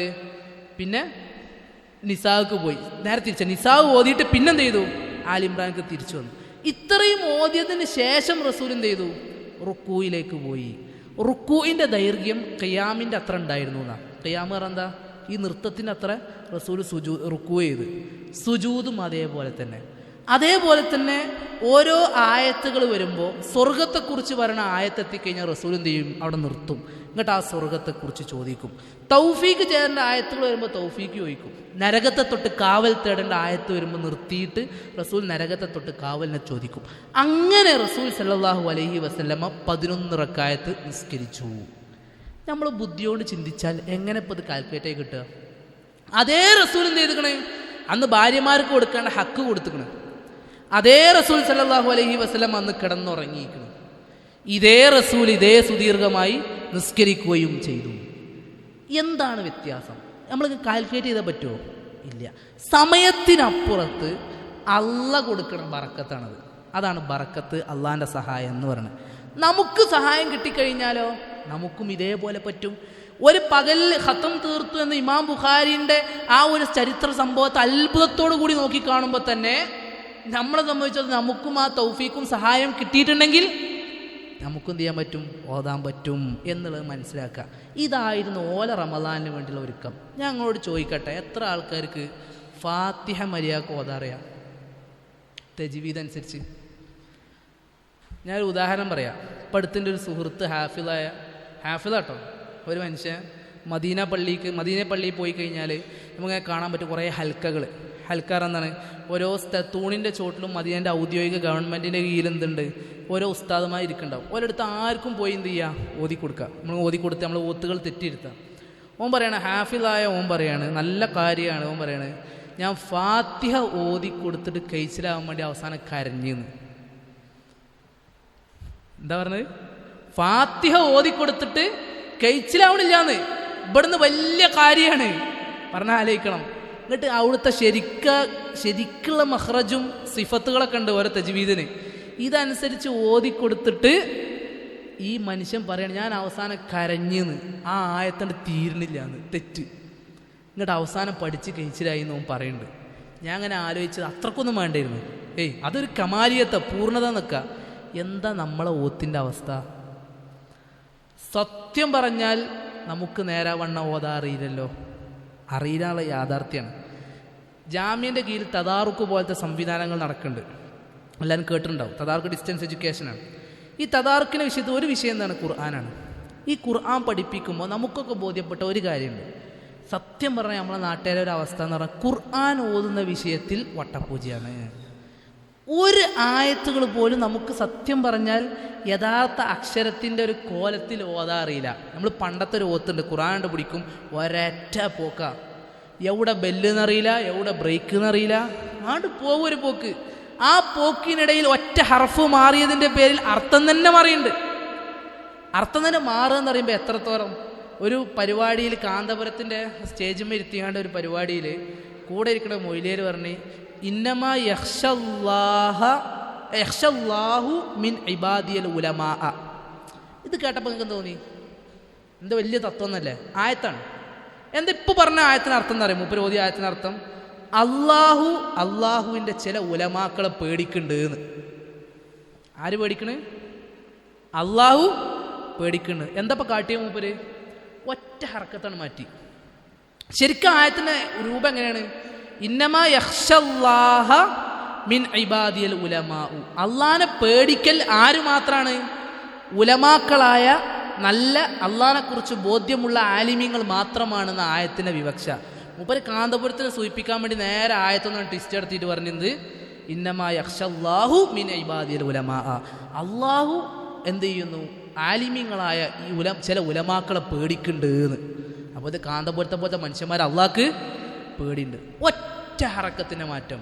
നിങ്ങൾക്ക് ആർക്കും കേട്ടപ്പോൾ തോന്നി എന്ത് ഹറക്കത്തിൻ്റെ മാറ്റം കൊണ്ട് ഇപ്പോൾ അർത്ഥം മാറിയത്?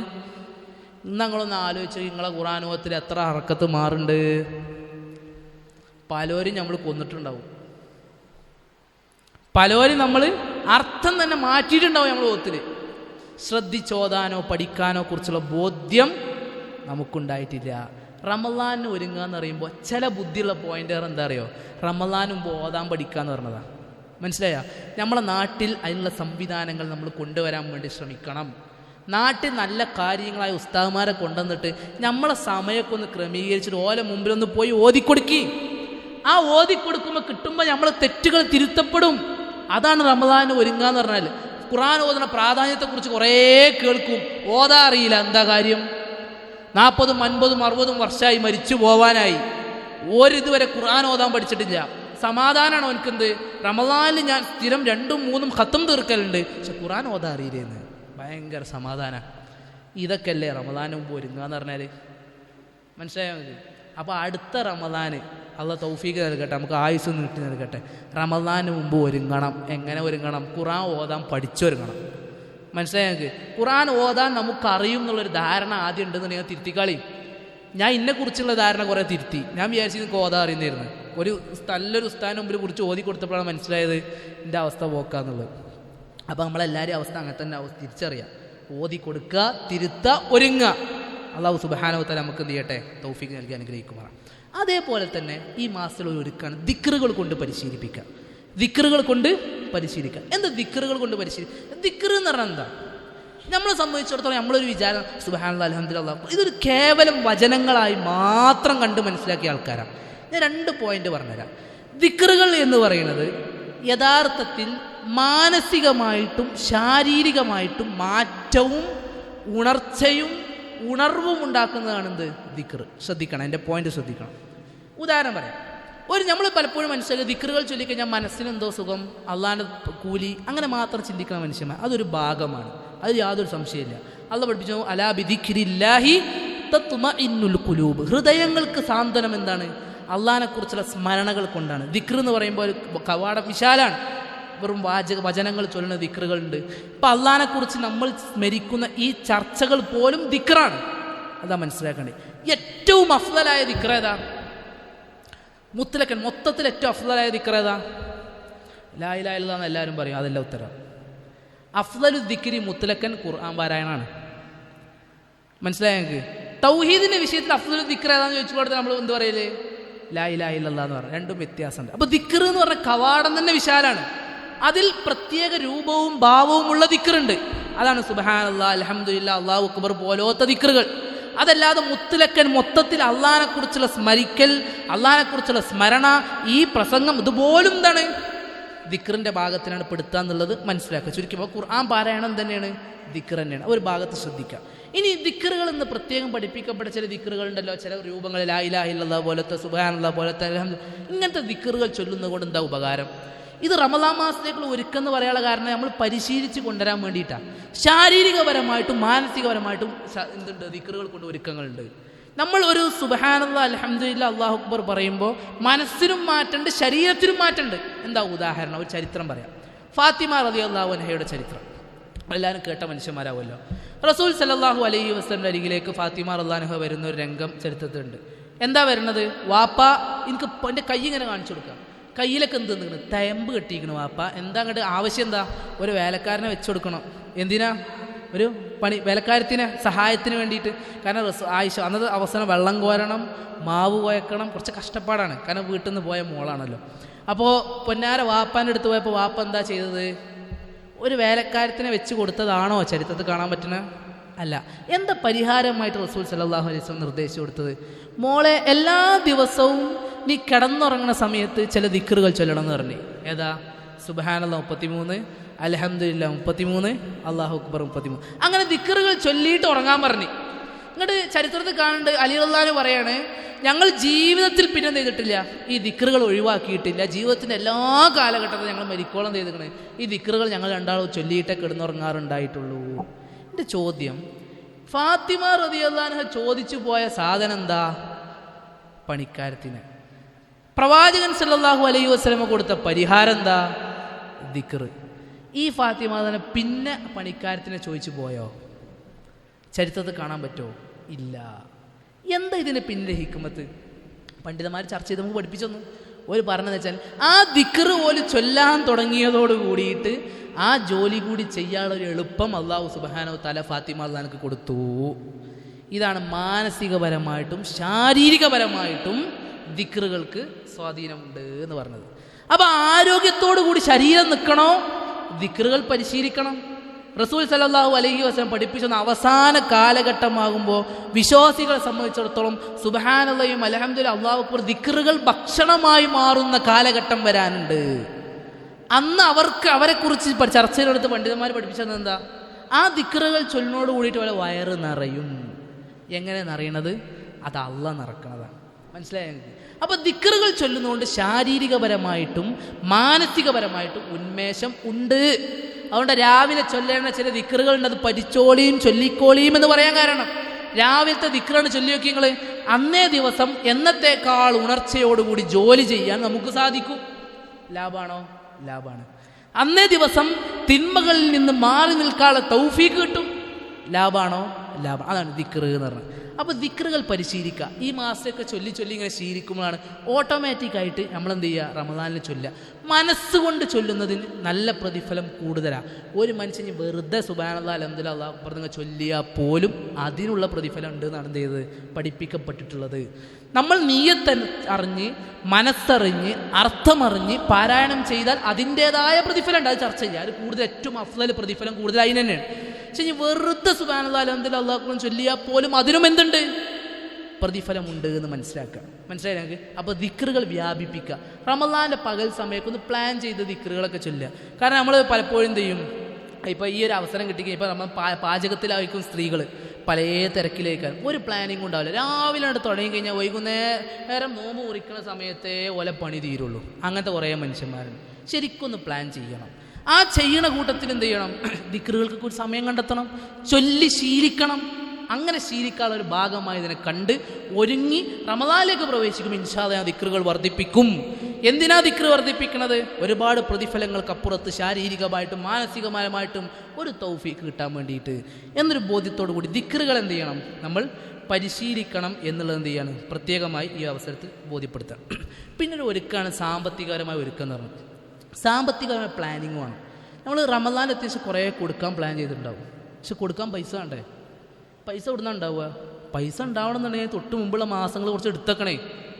എല്ലാതും ചിലവഴിച്ചിന് റമദാനിൽ കിട്ടിയിട്ട് വേണം കൊടുക്കാൻ എന്നൊരു ചിന്ത ഉണ്ടെങ്കിൽ ആ ചിന്തയാണ് ആദ്യം മാറ്റി വെച്ചിട്ട് റമദാൻ മാസത്തിലേക്ക് പ്രവേശിക്കുന്നതിന് മുമ്പ് ഒരു പ്ലാനിങ് നമ്മളെ കയ്യിൽ എന്ത് ചെയ്യണം?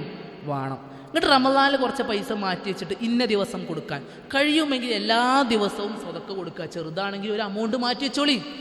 അങ്ങനെ കൊടുത്ത് ശീലിച്ച് എല്ലാ ദിവസവും എൻ്റെ ജീവിതത്തിൽ രാവിലെ മുതൽ വൈകുന്നേരം വരെ കഴിയുമ്പോൾ എന്നെക്കൊണ്ട് ചെയ്യാവുന്ന എല്ലാ ഇബാദത്തുകളെയും സമ്മേളിപ്പിക്കാൻ വേണ്ടിയുള്ള ഒരു പരിശ്രമം നമ്മളെ ഭാഗത്തു നിന്ന് ഉണ്ടാകണം. അപ്പോൾ ഒരു സാമ്പത്തികപരമായുള്ള പ്ലാനിങ്ങും നമ്മളെ ഭാഗത്തു നിന്ന് ഉണ്ടാകണം. അതേപോലെ തന്നെ സമ്പത്ത് എവിടെ ചെലവഴിക്കണം, എന്തിന് ചെലവഴിക്കണം, അത് നമ്മളെ മനസ്സിലുണ്ടാകേണ്ട ഒരു ചിന്തയാണ്. നമ്മൾ പലപ്പോഴും പൈസ അങ്ങനെ ചെലവഴിക്കും, കൊടുക്കും. പക്ഷെ കൊടുക്കുന്നത് കറക്റ്റാവില്ല, അതിൻ്റെ കൃത്യമായ സ്രോതസ്സക്ക് പോവില്ല. അവിടെ നമ്മൾ ശ്രദ്ധിക്കേണ്ട വിഷയം ഏറ്റവും ഉപകാരപ്രദമായ രീതിയിൽ സമ്പത്ത് നാളേക്ക് ബാക്കിയാവൽ എന്തിനാണോ അതിന് കൂടുതൽ ചിലവഴിക്കാൻ ശ്രദ്ധിക്കുക. ജാരിയായ സ്വതക്കുകൾ പോലെ അങ്ങനത്തെ സംവിധാനങ്ങൾ പോലത്തതിലേക്ക് കൂടുതൽ ചിലവഴിക്കാൻ ശ്രദ്ധിക്കുക. മറ്റേത് വേണ്ടതാണോ? അല്ല, നമ്മൾ ഏറ്റവും മുന്തിക്കേണ്ടത് അതിനാണ് മറ്റേതിനേക്കാളും എന്നൊരു ചിന്ത എന്ത് ചെയ്യണം നമ്മളെ ഒരു ജീവിതത്തിൽ ഉണ്ടാകേണ്ടതാണ്. അതേപോലെ തന്നെയാണ് ഏറ്റവും പ്രധാനപ്പെട്ട ഒരു വിഷയമാണ് നിയ്യത്ത് എന്ന് പറയുന്നത്. ഇത് നമ്മൾ ശ്രദ്ധിക്കേണ്ട ഒരു കാര്യം. നിയ്യത്ത് എന്ന് പറയുന്നത് കൊണ്ട് അത്ഭുതങ്ങൾ സൃഷ്ടിക്കാൻ പറ്റും. നമ്മളെല്ലാവരും ശ്രദ്ധിക്കേണ്ട ഒരു വിഷയമാണ് നിയ്യത്ത്. പലപ്പോഴും നിയ്യത്ത് ചൊല്ലിപ്പറയുന്നതിനെ വിമർശിച്ച് നിയ്യത്തന്നെ ഇല്ല എന്നുള്ളൊരു കൺസെപ്റ്റ് നമ്മൾ ആൾക്കാർ പോയിട്ടുള്ളത്. നോമ്പിന് നിയ്യത്ത് വേണം, നിയ്യത്തില്ലെങ്കിൽ നോമ്പ് ശരിയല്ല.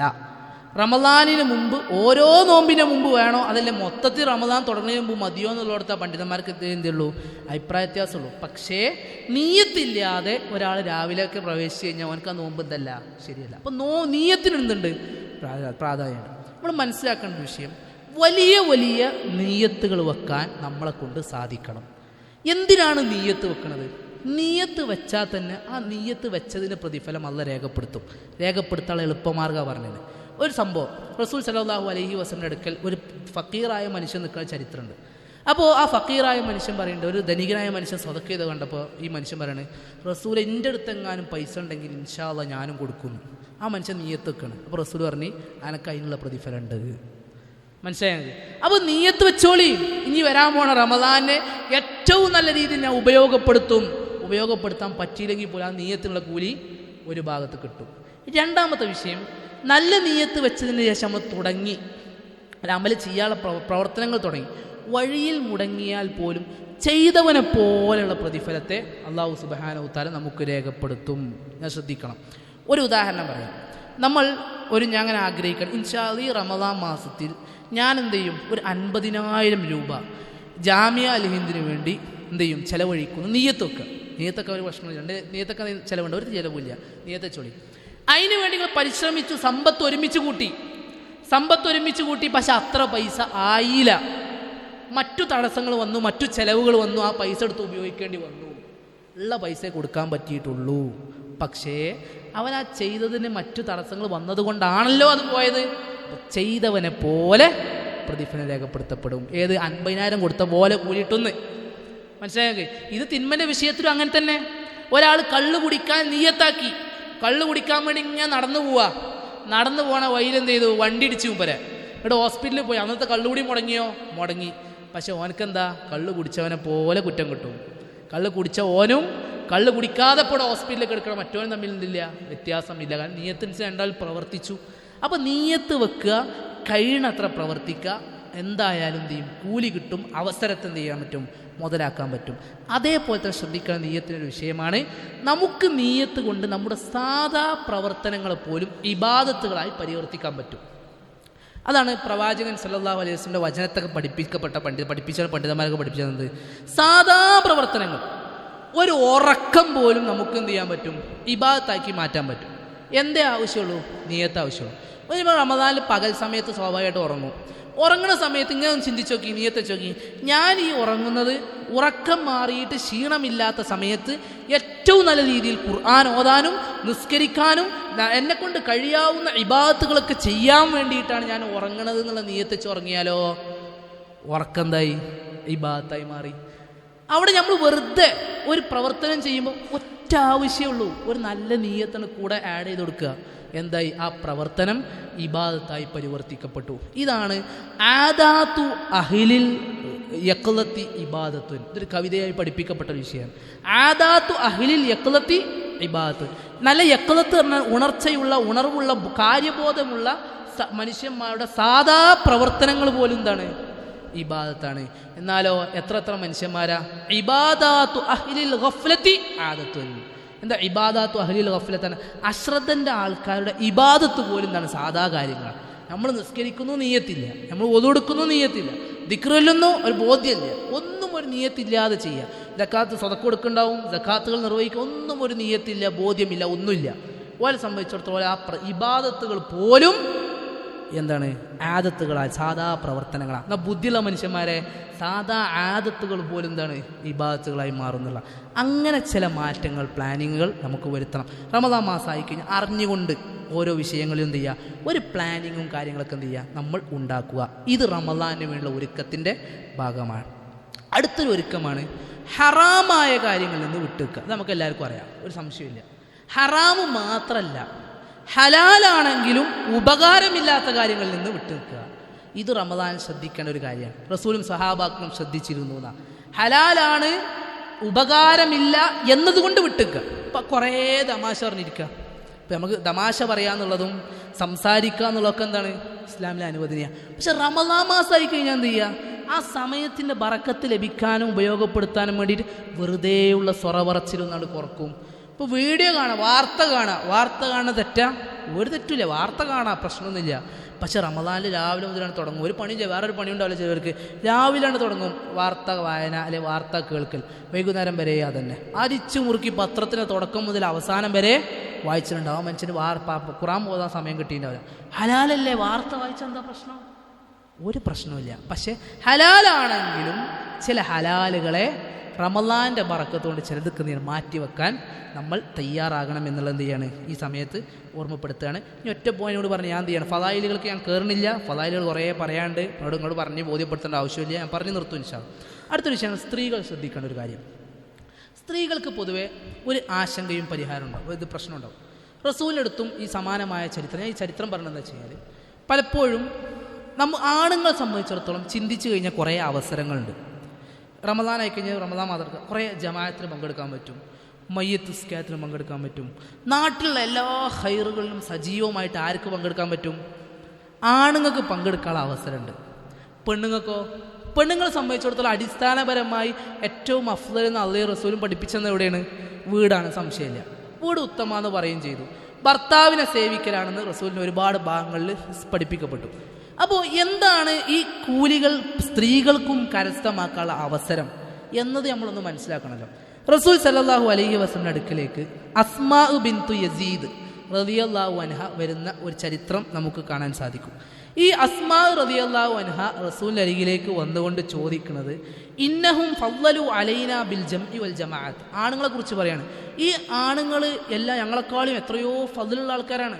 ഓൽക്ക് ജമാഅത്തുകളിലും അതുപോലെ തന്നെ മറ്റു വിഷയങ്ങളിൽ ഓല് പങ്കെടുക്കുന്നുണ്ട്. വൽ ജിഹാദിൽ ഓല് പങ്കെടുക്കുന്നുണ്ട്. അങ്ങനെ കുറേ വിഷയങ്ങൾ എണ്ണി ആ സ്ത്രീ പറയുന്നുണ്ട്. ഇങ്ങോട്ട് സ്ത്രീ ചോദിക്കണം, ഫമാലനായ റസൂലല്ലാഹ്, അള്ളാൻ്റെ റസൂൽ ഞങ്ങൾക്ക് എന്താ ഉള്ളത്? വനഹ്നു ഖഈദാതുൻ ഫിൽ ബുയൂത്ത്, ഞങ്ങൾ വീട്ടിൽ ഇങ്ങനെ നിൽക്കുന്ന ആൾക്കാരാണ്. ആണുങ്ങൾക്ക് കുറേ പ്രതിഫലം കിട്ടാനുള്ള അവസരം എടുക്കണം, ഞങ്ങൾക്ക് എന്താണ് റസൂലേ എന്ന് ചോദിക്കണം. അപ്പോൾ റസൂൽ സല്ലല്ലാഹു അലൈഹി വസല്ലമ ഫതഅജ്ജബ സല്ലല്ലാഹു അലൈഹി വസല്ലമ മിൻ കമാലി അഖ്ലിഹ, ഓല സ്ത്രീയുടെ ബുദ്ധി കണ്ടിട്ട് റസൂൽ എന്ത് ചെയ്തു? അത്ഭുതപ്പെട്ടു. അങ്ങനെ ആ ഏറ്റവും നല്ല മനോഹരമായ ചോദ്യം കണ്ടിട്ട് റസൂൽ എന്ത് ചെയ്തു? അത്ഭുതപ്പെട്ടു. റസൂൽ പറയാണ്, ഇസ്മഈ വ അഖ്ബിരി, നീ ശ്രദ്ധിച്ചു കേട്ടോ, വഅഖ്ബിരി മൻ വറാഅക്കി, നിന്റെ പിന്നിലുള്ള എല്ലാ സ്ത്രീകളോടും നീ അറിയിച്ചു കൊടുത്തോ എന്ന് പറഞ്ഞിട്ട് റസൂൽ സല്ലല്ലാഹു അലൈഹി വസല്ലം പറയാണ്, ബി അന്ന ഹുസ്ന തബഉലി ഇഹ്ദാകുന്ന ലിസിവാജിഹാ വഖിയാമിഹാ ബിഹഖ്ഖിഹി യഅദിലു മാ ഹുനാക. ഈ പറയപ്പെട്ട നീ പറഞ്ഞ കുറേ ഉദാഹരണങ്ങളുണ്ടല്ലോ, ഈ ഉദാഹരണങ്ങൾക്കൊക്കെ പകരമായി നിനക്ക് ചെയ്യാവുന്ന ഒരു കാര്യം എന്ന് പറയുന്നത് എന്താണ്?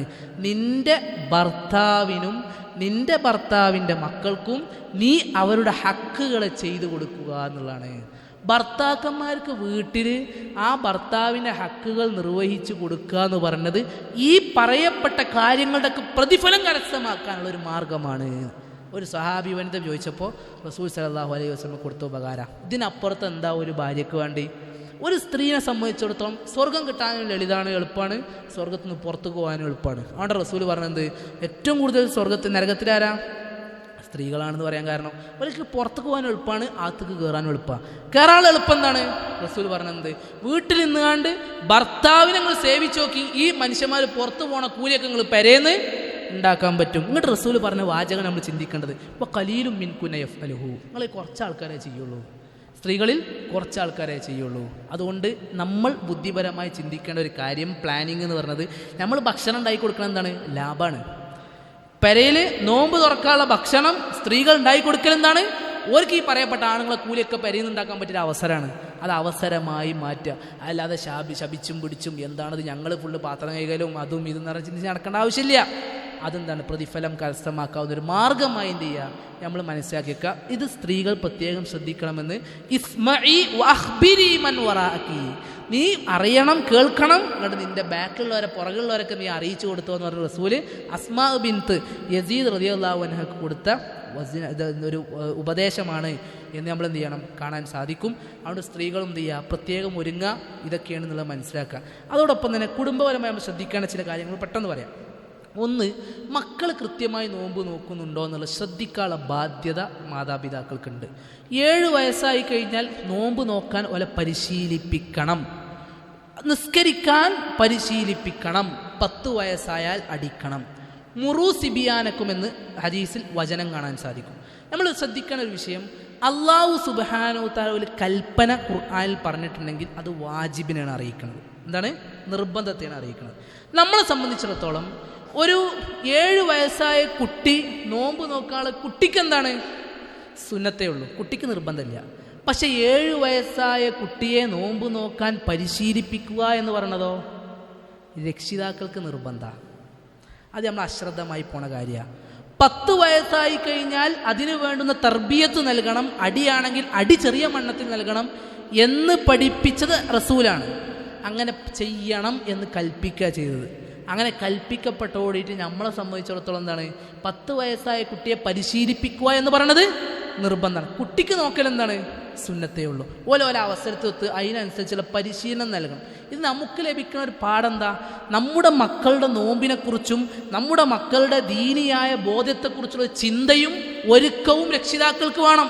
ഓരെന്തെങ്കിലും ആയിക്കോട്ടെ, ഒരു റമദാനായി കഴിഞ്ഞാൽ എന്താ ഖുർആൻ ഓതുന്നുണ്ടോ ചിന്തിക്കാൻ നമുക്ക് നേരമില്ല. ഓരൊന്ന് കൃത്യമായിട്ട് നോമ്പ് മുറിക്കാതെ നോക്കുന്നുണ്ടോ ചിന്തിക്കാനുള്ള നേരം നമുക്കില്ല. ഒരു പള്ളിയിൽ പോകണ്ടോ ചിന്തിക്കാനുള്ള നേരം നമുക്കില്ല. അത് പ്രശ്നമാണ്. അത് നമ്മൾ എന്ത് ചെയ്യണം, കൃത്യമായി ശ്രദ്ധിക്കേണ്ട ഒരു വിഷയമാണ്. അതേപോലെ റമദാനിൽ ഒരുക്കുക എന്ന് പറഞ്ഞാൽ റമദാൻ്റെ സമയത്ത് ഉപയോഗപ്പെടുത്തുന്നതിൻ്റെ ഭാഗമായിട്ട് ഈ വസ്ത്രം വാങ്ങുക, അങ്ങനത്തെ കാര്യങ്ങളൊക്കെ അവസാനത്തേക്ക് മാറ്റിവെക്കുന്ന മനുഷ്യന്മാരുണ്ട്. അവസാനം റമദാൻ്റെ 10 അവസാനം നല്ല കളക്ഷൻ എപ്പോഴാണ് വരിക അല്ലേ? റമദാൻ്റെ കളക്ഷൻ എപ്പോഴാണ് വരിക? നല്ല കളക്ഷന് അവസാന 10. ഇതൊരു ശൈത്താനിയത്താണ്. നമ്മളുടെ അവസാന 10 എവിടാവും? ഏറ്റവും പുണ്യമാക്കപ്പെട്ട സമയം നമ്മളെവിടാവും? പുറത്താവും. അതൊരു പ്രശ്നമാണ്. അപ്പോൾ പരമാവധി നേരത്തെ ഒരുങ്ങാൻ വേണ്ടി എന്ത് ചെയ്യുക, നമ്മൾ ശ്രദ്ധിക്കുക. ഇതൊക്കെയാണ് എന്ത് ചെയ്യാനുള്ളത്. ഇങ്ങനെ കുറേ കാര്യങ്ങൾ പറയാണ്ട് തൽക്കാലം ഞാൻ എന്ത് ചെയ്യുക, ഇവിടെ നിർത്താം. അപ്പോൾ റമദാനിന് വേണ്ടി ഒരുങ്ങുക എന്നാണ് ഞാൻ പറയാൻ ശ്രമിച്ചത്. റമദാൻ്റെ ഫضല് പറയാൽ തീരാവുന്ന അത്രയും നിങ്ങൾ കേട്ടതും അറിഞ്ഞതുമായ ഒരുപാട് ഫضലുകൾ ഒരു ഭാഗത്തുണ്ട്. ഏറ്റവും അടിസ്ഥാനമായി മനസ്സിലാക്കേണ്ട വിഷയം, എല്ലാ ഇബാദത്തുകളെയും ഒരുമിപ്പിക്കാവുന്ന ഒരു സമ്മേളനമായ മാസമാണെന്ത് റമദാൻ എന്ന് പറയുന്നത്. അത് ലഭിക്കൽ ആർക്ക് മാത്രമാണ്? അള്ളാനെ നല്ല രീതിയിൽ സൂക്ഷിച്ച് ജീവിക്കുന്ന ആളുകൾക്ക് മാത്രമാണ് റമദാൻ്റെ ഹൈറുകൾ കരസ്ഥമാക്കാൻ പറ്റുള്ളൂ. ആർക്ക് ആ ഹൈറ് നഷ്ടപ്പെടുന്നോ ഓനെ സംബന്ധിച്ചിടത്തോളം ദുനിയാവിലെ എല്ലാ കാര്യങ്ങളും നഷ്ടപ്പെടും. അതുകൊണ്ട് ശരിക്ക് പഠിക്കുക, അള്ളാഹിനോട് സഹായം ചോദിക്കുക, ഇബാദത്തുകൾ സമ്മേളിപ്പിക്കാൻ വേണ്ടി ശ്രദ്ധിക്കുക. അള്ളാഹു സുബ്ഹാനഹു തആല നമുക്ക് തൗഫീക്ക് നൽകി അനുഗ്രഹിക്കുമാറാകട്ടെ. ഇനി നിങ്ങൾക്ക് എന്തെങ്കിലും ഞാൻ പറഞ്ഞ വിഷയമോ മറ്റു വിഷയങ്ങളൊക്കെ ഉണ്ടെങ്കിൽ ചോദിക്കുക. അറിഞ്ഞവരൊക്കെ ഉണ്ട്, അറിഞ്ഞ ആർക്കും ഉത്തരവും പറയാം. ഇൻഷാ അല്ലാഹ് നമുക്ക് അറിയണമെങ്കിൽ പറയും, അറിയാത്താണെങ്കിൽ പറയില്ല. അപ്പോൾ റമദാനുമായി ബന്ധപ്പെട്ട നിങ്ങൾക്ക് അറിയണമെന്നുണ്ടെങ്കിൽ എന്ത് ചെയ്യുക, നമ്മൾ അറിയേണ്ടതായിട്ടുണ്ടെങ്കിൽ ചർച്ച ചെയ്യുക. റഹീം മൗലവി എല്ലാവരും ഉണ്ട് ഇവിടെ. അത് തൗഫീഖ് നൽകട്ടെ. റുക്നും വാജിബും എന്താന്നാ? റുക്നും വാജിബും ഒന്ന് വിശദീകരിച്ചിരുന്നു ചോദിച്ചത്. റുക്കിന് എന്ന് പറഞ്ഞാൽ എന്താണ്? തൂണ് എന്നർത്ഥം. ഷർത്തുണ്ട്. ഷർത്ത് പറഞ്ഞാൽ എന്താണ്? പുറത്തുള്ള സാധനമാണ്. ഉദാഹരണം പറയാം, നിസ്കാരത്തിൻ്റെ ഷർത്താണ് വുളൂ എന്ന് പറയും. മനസ്സിലായി ഞങ്ങൾക്ക്? ഈ ഷർത്തില്ലെങ്കിൽ നിസ്കാരം എന്താവില്ല, ശരിയാവില്ല. തമാശക്കൊരു ഉദാഹരണം പറയാറുണ്ട്. 2 കുട്ടികൾ കളിക്കാൻ പോയി. കളി കഴിഞ്ഞ് നേരം വൈകി പള്ളിയിൽ കയറി. ഇമാം അത്തയ്യാത്തിലാണ്. ഒരുത്തൻ നേരെ പോയാണ് എന്ത് ചെയ്ത് നിസ്കരിക്കാൻ കയറി, ഒരുത്തൻ ഒതു കൊടുക്കാൻ നിന്നു. ഒതു കൊടുത്ത് കഴിഞ്ഞപ്പോൾ എനിക്ക് ജമാഅത്ത് നഷ്ടപ്പെട്ട്. പോകാൻ പറഞ്ഞ്, ഇജെന്ത് പൊട്ടനാ, എനിക്ക് ഒതു കൊടുക്കാൻ നിന്നുകൊണ്ടല്ലേ ജമാഅത്ത് പോയത് പറഞ്ഞു. ഞാൻ ഒതു കൊടുക്കാത്തതുകൊണ്ട് എനിക്ക് ജമാഅത്ത് കിട്ടിയിരുന്നു. എന്താ പറഞ്ഞാൽ മനസ്സിലായില്ല നിങ്ങൾക്ക്? അതന്നെ, ഒതുമില്ലാതെ ഒന്ന് നിസ്കരിച്ച്. മനസ്സിലായി നിങ്ങൾക്ക്? അതാണ് ഷർത്ത് എന്ന് പറഞ്ഞാൽ. എന്താണ്? നിസ്കാര ഉദാഹരണമാണെങ്കിൽ ഒരു ഇബാദത്തിന് പുറത്തുള്ള സാധനമാണ് എന്ത്? ഷർത്ത്. ഈ ഷർത്തില്ലെങ്കിൽ ഈ ഇബാദത്ത് എന്താവില്ല, ശരിയാവൂല്ല. അത് അവസാനം വരെ വേണ്ട സാധനമാണ് എന്ത് പറഞ്ഞത്? ഷർത്ത് എന്ന് പറഞ്ഞത്. അപ്പം നിസ്കാരത്തിന് ഷർത്തപ്പെട്ടതാണ് എന്ത്? വുളൂ. നിസ്കാരത്തിന് ഷർത്തപ്പെട്ടതാണ് എന്ത്? നിയ്യത്ത് എന്ന് പറയും. ഇതാണ് ഷർത്ത്. റുക്കിന് പറഞ്ഞാൽ എന്താണ്? തൂണ് എന്ന് പറയും. തൂണാണ് ഏറ്റവും ബേസിക് സാധനം. ഇപ്പോൾ ഇവിടെ ഈ ബിൽഡിങ്ങിന് തൂണുണ്ട് അല്ലേ? ഇതിൻ്റെ തൂണ് ഇങ്ങനെ ഉണ്ടാക്കിയതാണ്. മറ്റേ ശരിക്കും നടുവിൽ തൂണുണ്ടാവും. ഇതിൽ പുതിയ ടെക്നോളജിയാണ് എന്ത്? തൂൺ ഇങ്ങനെ ഉണ്ടാക്കിയിട്ട് സൈഡിക്ക് പവർ കൊടുക്കാനുള്ളപ്പോൾ ചെയ്യണത് അല്ലേ? ഇതാണ് തൂണ് എന്ന് പറഞ്ഞത്. തൂണില്ലെങ്കിൽ ബിൽഡിങ്ങിനെ ബാധിക്കൂലേ? ബാധിക്കും. അതേപോലത്തെ നിസ്കാരത്തിൻ്റെ റുക്കിനാണെന്ന് പറഞ്ഞാൽ നിസ്കാരത്തിൻ്റെ തൂണുകൾ ചില കാര്യങ്ങളുണ്ട്. അതാണ് റുക്കിന് പറഞ്ഞത്. റുക്കിന് നഷ്ടപ്പെട്ട എന്താണ്? ആ റക്കായത്ത് തന്നെ പോയി. മനസ്സിലായി? ഞങ്ങൾക്ക് റുക്കിന് നഷ്ടപ്പെട്ടാൽ ഇപ്പോൾ ഫാത്തിഹ ഒരാൾ ഓതിയില്ല, എന്നിട്ട് അടുത്ത റക്കായത്തിലേക്ക് പ്രവേശിച്ചു, അയാളെ സംബന്ധിച്ചത് അയാൾക്ക് നഷ്ടപ്പെട്ടത് എന്താണ്? തൂണാണ്. അപ്പോൾ ആ റക്കായത്ത് ക്യാൻസലാ. ആ ഒരു റക്കായത്ത് ഒരു വട്ടം കൂടി എന്ത് ചെയ്യണം? നിസ്കരിക്കണം. വാജിബ് എന്താണ്? വാജിബ് നിർബന്ധമായ കാര്യം. വാജിബ് നഷ്ടപ്പെട്ടാൽ ആ സാധനം എന്ത് ചെയ്യൂല? ക്യാൻസലായി പോയി. അത് മനഃപൂർവ്വം നഷ്ടപ്പെടുത്തുന്ന വിഷയമല്ല കേട്ടോ പറഞ്ഞത്. മനഃപൂർവ്വം നഷ്ടപ്പെട്ട ഒക്കെ എന്താ നിസ്കാരം തന്നെ ബാധ്യത, സംശയമില്ല. മനഃപൂർവ്വം അല്ലാതെ വാജിബ് നഷ്ടപ്പെട്ടു പോയി. ഒരാൾ റുക്കൂവിന് പോയി, സുബ്ഹാന റബ്ബിയൽ അദീം ഒന്നും ചൊല്ലിയില്ല, അന്തം വിട്ട് നിന്ന്. ഒരു ഉദാഹരണം പറയാം. അന്തം വിട്ട് അങ്ങനെ നിന്ന് സമയം പോയി. പിന്നെ കുറച്ച് കഴിഞ്ഞാൽ പഠിച്ചോനെ ആ റുക്കൂവിൽ എന്ത് ചെയ്തിട്ടില്ല, സുബ്ഹാന റബ്ബിയൽ അദീം ചൊല്ലിയിട്ടില്ല. വാജിബാണല്ലോ നഷ്ടപ്പെട്ടത്. എന്താ ചെയ്യുക ഓന്? ആ റക്കായത്ത് ക്യാൻസലാക്കണോ? വേണ്ട. ഓൻ അവസാനം ചെയ്താൽ മതി, സഹുവിൻ്റെ സുജൂദ് ചെയ്താൽ മതി. അതാണ് വ്യത്യാസം.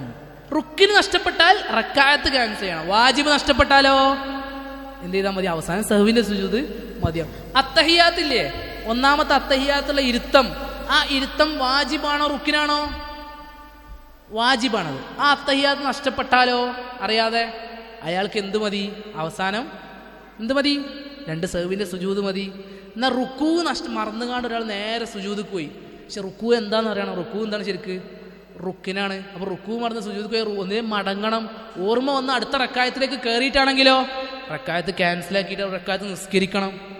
ഇതാണ് റുക്കിനും വാജിബും ഷർത്തൊക്കെ തമ്മിലുള്ള വ്യത്യാസം. സുന്നത്ത് പറഞ്ഞാൽ എന്താ? സുന്നത്ത് പറഞ്ഞാൽ കേവലം ഐച്ഛികമായ സുബ്ഹാന റബ്ബിയൽ അദീം ഒരു വട്ടം ചൊല്ലൽ വാജിബ്, രണ്ടാമത്തെ വട്ടം ചൊല്ലലോ സുന്നത്ത്, മൂന്നാമത്തെ വട്ടം ചൊല്ലലോ സുന്നത്ത്. ഒന്നാമത്തെ വട്ടം ചൊല്ലിയിട്ട് നിർത്തി, 2, 3 മുമ്പ് മറന്ന് എന്തെങ്കിലും പ്രശ്നമുണ്ടോ? പ്രശ്നമില്ല. സുന്നത്ത് നഷ്ടപ്പെട്ടെന്നേ ഉള്ളൂ. ക്ലിയർ അല്ലേ? ഇതാണ് ചുരുക്കി പറഞ്ഞ വ്യത്യാസം. കുറേ പറയണ്ടേ കുറേ പറയാനുണ്ടോ? ഇത്ര മനസ്സിലാക്കി. പിന്നെ വിശദമായി പഠിക്കാതെ തൗഫീഖ് കേട്ടെ. അസ്സലാമു അലൈക്കും. പിന്നെ തിങ്കളാഴ്ചയും വ്യാഴാഴ്ചയും നോമ്പ് നോൽക്കുന്നത് സുന്നത്താണ്. ഷാബാനിൽ ആ നോമ്പ് 15-ന് ശേഷം നോൽക്കുന്നതിനെ കുറിച്ചുള്ള അഭിപ്രായം. 15-ന് ശേഷം നോക്കാം. ചർച്ച വന്നിട്ടുള്ള വിഷയം ഏതാണ്? റമളാനിൻ്റെ തൊട്ട് മുമ്പ് 2 ദിവസം മാത്രമൊക്കെ എന്ത് ചെയ്യുക? നോമ്പ് നോക്കുക. അതിനെക്കുറിച്ചാണ് എന്ത് ചെയ്തത്? വിലക്കിയത്. കാരണം യൗമു ശക്ക് എന്ന് പറഞ്ഞൊരു സംഭവമുണ്ട്. ശക്ക് സംശയത്തിൻ്റെ ദിവസം. കാരണം അങ്ങോട്ടും ഇങ്ങോട്ടും തോന്നാവുന്നത്. ഇപ്പോൾ മാസം റമളാനിലും ഷാബാൻ മാസം കാണണമല്ലോ, 29 കഴിഞ്ഞ് 30-ാമത്തെ രാവിലെ എന്ത് ചെയ്യും? മാസം കാണാൻ പോകും. പിറ്റേ ദിവസം കാണുമോ ഇല്ല, അങ്ങനത്തെ ശക്കിൻ്റെ ദിവസങ്ങളുണ്ട്. ആ ശക്കിൻ്റെ ദിവസവും അതിനോട് അടുപ്പിച്ച 2 ദിവസമൊക്കെ മാത്രം നോമ്പുമായിട്ട് റമളാനിലേക്ക് കയറുന്ന ഒരു ചര്യയുണ്ട്. അതാണ് എന്ത് ചെയ്ത് വിലക്കിയത്. അതിന് തൊട്ട് മുമ്പേ മുതൽ നോക്കുന്നുണ്ടെങ്കിലോ ഒരു കുഴപ്പമില്ല. അങ്ങനെ നോറ്റ് വരികയാണെങ്കിൽ അതുവരെ നോറ്റ് പിന്നെന്ത് ചെയ്യുക? ഒരാൾക്ക് തുടരാവുന്നതാണ്. അതേസമയത്ത് ഇങ്ങനത്തെ വിഷയങ്ങൾ മാത്രം സംശയം കൊണ്ട് അവസാനത്തേക്ക് മാത്രം ചുരുക്കുന്നതിനെയാണ് ഈ വിഷയത്തിൽ എന്ത് ചെയ്തത്? എതിർത്തുകൊണ്ടുള്ള നഹികൾ വന്നത്. അല്ലാഹു ആലം. പിന്നെ ഞാൻ ഒരു കാര്യം പറയാൻ പറ്റും. ഖുർആൻ പാരായണവുമായി ബന്ധപ്പെട്ട വിഷയം ശ്രദ്ധിക്കേണ്ടത്. ഞാൻ പറയണമെന്ന് വിചാരിച്ചൊരു പോയിന്റ്. നമ്മൾ പല ആൾക്കാരും ഖുർആൻ്റെ അർത്ഥം പറിക്കാൻ നിൽക്കും. എപ്പോൾ? റമളാനിൽ തഫ്സീർ വായിക്കാനൊക്കെ. ഏതാ അഫ്ളൽ? ഖുർആൻ അർത്ഥം പഠിക്കലും അർത്ഥം ചിന്തിക്കലൊക്കെ അഫ്ളലിന് സംശയമില്ല. പക്ഷെ റമളാൻ മാസത്തിൽ ഏറ്റവും ഖത്മുൽ ഖുർആനാണ് ശ്രദ്ധിക്കേണ്ടത്. പ്രാധാന്യം കൊടുക്കണം. എന്തിനാണ്? ഖത്മുൽ ഖുർആനാണ് ശ്രദ്ധിക്കണം. അപ്പോൾ കുറേ ആൾക്കാരുണ്ടാവും അർത്ഥം പഠിച്ച് ഞാൻ അർത്ഥം അറിഞ്ഞേ വായിക്കുള്ളൂ, അങ്ങനെ വായിച്ച് അവസാനം റമളാൻ കഴിഞ്ഞ നേരത്ത് 3-4 ജുസ് കഴിഞ്ഞിട്ടുണ്ടാവുള്ളൂ. അതല്ല നമ്മൾ ശ്രദ്ധിക്കേണ്ടത്. ഖുർആൻ അർത്ഥം അറിയെങ്കിലും ഇല്ലെങ്കിലും ശരി ഖത്മുൽ ഖുർആൻ എന്തുണ്ട്? പ്രാധാന്യമുണ്ട്. അതിനെയാണ് റമളാനിൽ മുന്തിക്കേണ്ടത്. അർത്ഥം പഠിക്കാൻ അത്ര പൂതി ഉണ്ടെന്നുണ്ടെങ്കിൽ വേറെ സമയം കണ്ടെത്തി എന്ത് ചെയ്യുക? പഠിക്കാൻ. ഈ ഖത്മുൽ ഖുർആൻ്റെ പ്ലാനിങ്ങിന് എന്ത് ചെയ്യാൻ പാടില്ല? അത് ബാധിക്കാൻ പാടില്ല. മനസ്സിലായി? അപ്പോൾ റമളാനിൽ പ്രത്യേക അർത്ഥം പഠിക്കാൻ നിൽക്കല ചിലർക്ക്.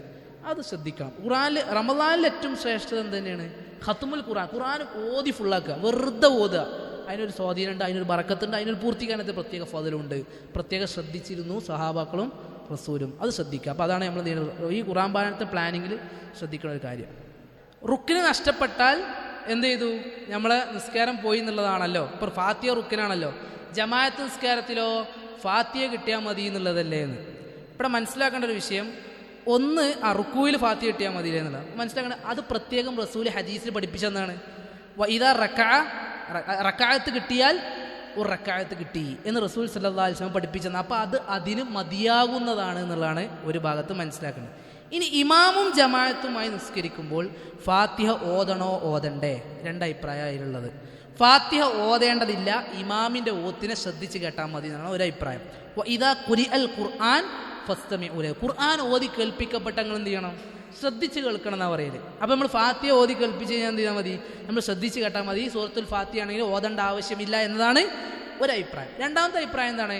ഫാത്തിഹൻ്റെ വിഷയത്തിൽ പ്രത്യേകം റസൂലും സഹാബാക്കളും ശ്രദ്ധിച്ചിട്ടുണ്ടല്ലോ, ഇപ്പോൾ ഫാത്തിഹ ഓതാണ് വേണ്ടത്. രണ്ടഭിപ്രായമുണ്ട്. അതിൽ ഏതാണ് പ്രബലം എന്ന് പറയാൻ എനിക്കറിയില്ല, വല്ലാഹു ആലം. രണ്ടഭിപ്രായം ശക്തമായ അഭിപ്രായമാണ്. രണ്ടും പണ്ഡിതന്മാർ അവലംബിച്ചുകൊണ്ടിരിക്കുന്ന അഭിപ്രായം. നിങ്ങൾ ചുരുക്കി പറഞ്ഞ ഷബീർ സലാഹി ഉസ്താദ് പറഞ്ഞ് നിങ്ങളെ മനസ്സിന് തൃപ്തിയുള്ള പോലത്തിൽ ചെയ്തുകൊള്ളുന്ന ആ വിഷയത്തിൽ. കാരണം ചിലവർക്ക് ഫാത്തിഹ ഓതിയാലേ ഒരു മനസ്സിന് സുഖമാണ്. ഞാനൊക്കെ ആ കൂട്ടത്തില്ല, ഫാത്തിഹ ഓതിയാലേ ഒരു സുഖം കിട്ടുള്ളൂ. അപ്പോൾ ഫാത്തിഹ ഓതലുണ്ട്. അപ്പം നിങ്ങൾക്ക് ഏതാണ് സുഖം? ഈ ചിലർക്ക് ശ്രദ്ധിച്ച് കേട്ടാൽ മതി. അങ്ങനെ ഒരു അഭിപ്രായം ഉണ്ടോ ചോദിച്ചാൽ അങ്ങനെ അഭിപ്രായമുണ്ട്. എന്നാൽ ഏത് അഭിപ്രായം എടുക്കുന്നോ അതിനനുസരിച്ച് ചില മാറ്റങ്ങൾ കൂടി ഉണ്ട്. നമ്മളിപ്പോൾ നേരം വൈകി കയറി വരികയാണ്, ഇമാമ് സൂറത്ത് ഓതിക്കൊണ്ടിരിക്കുമ്പോൾ നമ്മൾ എത്തുന്നത്. നമ്മൾ ഫാത്തിഹ ഓതണം എന്ന അഭിപ്രായക്കാരാണെങ്കിൽ നമ്മൾ എന്ത് ചെയ്യണം? ഫാത്തിഹ ഓതിയിട്ട് വേണം ആ സൂറത്തിലേക്ക് ശ്രദ്ധിക്കാൻ. എന്നാൽ ഫാത്തിഹ ഓതണ്ട എന്നുള്ള അഭിപ്രായക്കാരാണെങ്കിലോ നമ്മൾക്ക് എന്ത് ചെയ്യാം? അപ്പത്തെ ആ ഖുർആൻ ഓത്ത് കേട്ടുകാണ്ട് നേരെ റുക്കൂയിലേക്ക് പോകാൻ മതി, ഇമാമിൻ്റെ ഫാത്തിഹ നമുക്ക് മതിയാവുന്നതാണ്. ഇങ്ങനെയൊക്കെ ഉണ്ട്. അതാണ് നമുക്കൊരു നിലപാട് വേണമെന്ന് പറഞ്ഞത്. ഏതെങ്കിലും ഒരു നിലപാട് അറിയേണ്ടത്. അതിൽ ഒരു നിലപാട് നമ്മൾ അൽക്കുൽത്തിയാലാവും, കൂടിയാണ് കുൽത്തിങ്ങാണ്ടാവും നമ്മൾ എന്ത് ചെയ്യുക? നിൽക്കൽ. നമുക്ക് അപ്പം തോന്നുന്നതാണ് നമ്മളെ മതേബ്.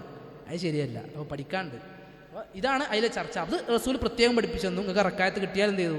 എന്നിട്ട് ഫാത്തിഹ ഇതിൻ്റെ വിഷയം ഖിയാമത്തിൻ്റെ സൂറത്തിൻ്റെ സമയത്ത് എത്തണമെങ്കിൽ ഈ കാര്യം കൂടി ശ്രദ്ധിക്കാണ്ട്. അതാ വല്ലാഹു ആലം. നോമ്പിൻ്റെ നീയത്തിൻ്റെ കാര്യമാണ്. നോമ്പിൻ്റെ നീയത്തിൻ്റെ കാര്യമാണ് സംശയം. നോമ്പിന് നീയത്ത്, നോമ്പിന് എന്നല്ല എല്ലാ ഇബാദത്തിനും എന്തുണ്ട്? നീയത്ത് വെക്കൽ ഷർത്താണ്. ഷർത്ത് പറഞ്ഞാൽ എന്താണ്? ഇബാദത്തിനെ പുറത്തുള്ളതാണ്. പക്ഷെ ഉണ്ടായാലേ നോമ്പ് എന്ത് ചെയ്യുള്ളൂ? ആ ഇബാദത്ത് ശരിയാവുള്ളൂ. നമ്മൾ പറഞ്ഞു നിസ്കാരത്തിനും നീയത്തുണ്ട്, നോമ്പിനും നീയത്തുണ്ട്. നോമ്പിന് നീയത്ത് വെക്കണം. എങ്ങനെ വെക്കണം? കരുതണം, മനസ്സിൽ കരുതണം. ചൊല്ലി പറയാന്നുള്ള രീതി ഇല്ല.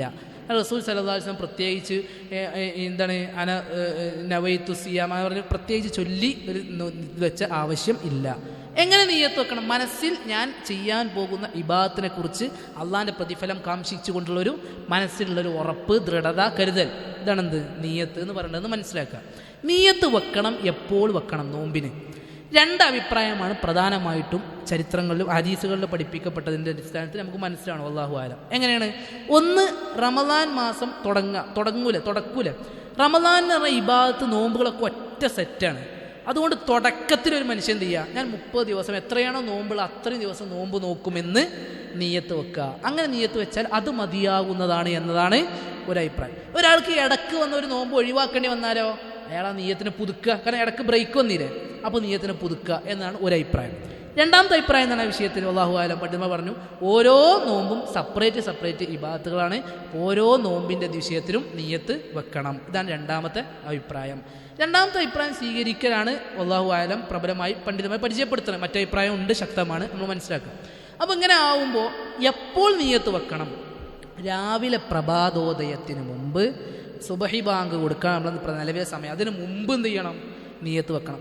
അതില്ലാതെ രാവിലെ അന്തം വിട്ട് ഒരു ഓർമ്മയില്ല കിടന്നുറങ്ങി രാവിലെ നീച്ചാലോ മതിയാവില്ല. ഫർള് നോമ്പിന് അത് മതിയാവില്ല. സുന്നത്ത് നോമ്പിനെ സംബന്ധിച്ചിടത്തോളം രാവിലെ എഴുന്നേറ്റിട്ട് നീ ഒന്നും നോമ്പിനെ മുറിക്കുന്നതായ ഒരു പ്രവർത്തനവും സുബഹിക്ക് ശേഷം ചെയ്തിട്ടില്ല. അങ്ങനത്തെ ആൾക്കാരെ സംബന്ധിച്ചിടത്തോളം പിന്നെ എന്ത് ചെയ്താൽ അയാൾ പെട്ടെന്ന് ഭക്ഷണമൊന്നും കിട്ടിയില്ല, പിന്നെ നോമ്പ് വെക്കാൻ തീരുമാനിച്ചാൽ മതി. അതിന് അവിടെ നിന്നുള്ള കൂലി എന്ത് ചെയ്യും? കിട്ടും. റസൂലിൻ്റെ ചരിത്രം തന്നെ തെളിവ്. റസൂൽ എന്ത് ചെയ്യും? വീട്ടിലേക്ക് പോകും. ആയിഷാദാണ്ട് ചോദിക്കും, ആയിഷ അന്ന് എന്താ തിന്നാനുള്ളതുണ്ട് പറഞ്ഞാൽ അപ്പോൾ ഭക്ഷണം കഴിക്കും. എന്തോടെ ചോദിച്ചത് കിട്ടിയാൽ തിന്നും, ഇല്ലെങ്കിലോ നോമ്പ് മുറിയണ ഒന്നും റസൂൽ ചെയ്തിട്ടില്ല അതുവരെ. അപ്പം എന്ത് ചെയ്യും? ബാക്കിയാണ് നോമ്പാണെന്ന് നീയത്ത് വെക്കും. അതേ റസൂൽ സല്ലല്ലാഹു അലൈഹി വസല്ലം ഒരു സമയത്ത് ചോദിച്ചപ്പോൾ ഭക്ഷണം ഉണ്ടെന്ന് പറഞ്ഞു. അപ്പം എന്ത് ചെയ്തു? റസൂൽ ഭക്ഷണം കഴിച്ചു. അപ്പം സുന്നത്തിനോ പറ്റും, ഫർദിന് രാത്രിക്ക് മുമ്പ് നീയത്ത്. കാരണം റസൂലിൻ്റെ ഹദീസനുണ്ട്, മൈ യബീത്തു എന്ന് പറയുന്ന വചനം കൃത്യമായി ഓർമ്മയില്ല. വചനത്തിൽ എന്താ ഉള്ളത്? ആരാണോ നീയത്തില്ലാതെ രാത്രി കഴിച്ചു കൂട്ടി രാവിലെ ആവണത് അവനക്കെന്തില്ല? അന്ന് നോമ്പില്ല. അതാണ് നീയത്ത് കരുതണം. ക്ലിയർ? ഇനി ഒരുത്തർ പോയ നീയത്ത് കൊണ്ട് നോമ്പ് മുറിക്കാനും പറ്റും. നീയത്ത് മതി നോമ്പ് മുറിയാൻ. ഒരാൾ ചിന്തിക്കുകയാണ്, ഒരാൾ ചിന്തിക്കല്ല, ഞാൻ ആരെങ്കിലും കഴിയുമ്പോൾ വസ്വാസ് പിടിച്ച് പോകണ്ട. വസ്വാസ് എന്ന സാധനം വേറെയാണ്. ഞാനിപ്പോൾ ചിന്തിക്കാതെ സ്ഥിതിക്ക് പിന്നെ എങ്ങനെ പഠിച്ചാണ് ഞാൻ ചിന്തിച്ചോ നോമ്പ് മുറിയുന്നു? അങ്ങനെ ആരുമല്ല, അങ്ങനെയല്ല ഉദ്ദേശിച്ച്. ഒരാൾ ഞാൻ നോമ്പ് മുറിക്കുന്നു എന്ന് നീയത്ത് വെച്ചാൽ അത് മതിയാവുന്നതാണ് അവൻ്റെ നോമ്പ് മുറിയാൻ. നമ്മൾ വാഹനത്തിൽ പോവാണ്, ബാങ്ക് കൊടുക്കുകയാണ്, നോമ്പ് മുറിക്കാൻ ഒന്നുമില്ല, നോമ്പ് മുറിക്കാൻ ഒന്നുമില്ല, എന്ത് മതിയാവുന്നതാണ് ആ സമയത്ത്? ഞാൻ നോമ്പ് മുറിക്കുന്നുള്ള നീയത്ത് മതി. മനസ്സിലായില്ലേ? അതും കൂടി അതിൻ്റെ കൂടെ എന്ത് ചെയ്യുക? ശ്രദ്ധിക്കുക. അത് വല്ലാഹു ആലം. ഞാൻ നീയത്തുമായി ബന്ധപ്പെടുത്തി പറയാമല്ലോ. തറാവിഹ് 8 റക്അത്ത് ജമാഅത്തിന് നിസ്കരിച്ചിട്ട് 3 റക്അത്ത് പിന്നെ എന്ത് ചെയ്യും? വീട്ടിൽ പോയി നിസ്കരിക്കും. നമ്മൾ മനസ്സിലാക്കേണ്ട ഒരു വിഷയം, ഖിയാമുൽ ലൈൽ എന്ന് പറഞ്ഞാൽ റസൂൽ സല്ലല്ലാഹു അലൈഹി വസല്ലമ പഠിപ്പിച്ചെന്നത് റസൂലിൻ്റെ നിസ്കാരത്തിൻ്റെ ഒരു വണ്ണവും വലുപ്പവും ഉണ്ട്. ഞാൻ നേരത്തെ പറഞ്ഞ ഉദാഹരണം എന്താണ്, അതിൻ്റെ ഭാഗമാണ്.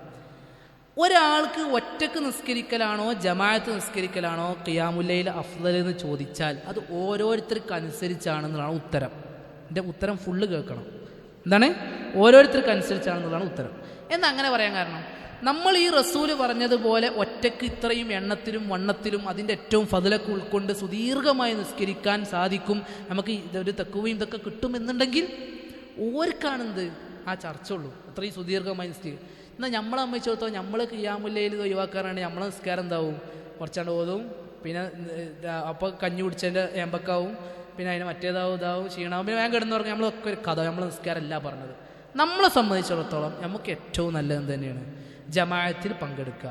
ജമാഅത്തിൽ പങ്കെടുക്കുമ്പോൾ റസൂൽ സല്ലല്ലാഹു അലൈഹി വസല്ലം പഠിപ്പിച്ചെന്ന് മുഴുവനായും പങ്കെടുക്കുക. ഇമാം തുടങ്ങിയത് മുതൽ ഇമാം അവസാനിക്കുന്നത് വരെ 8 നിസ്കരിച്ച് പിന്നെ 3 വേറെ നിസ്കരിക്കുക വേണ്ട.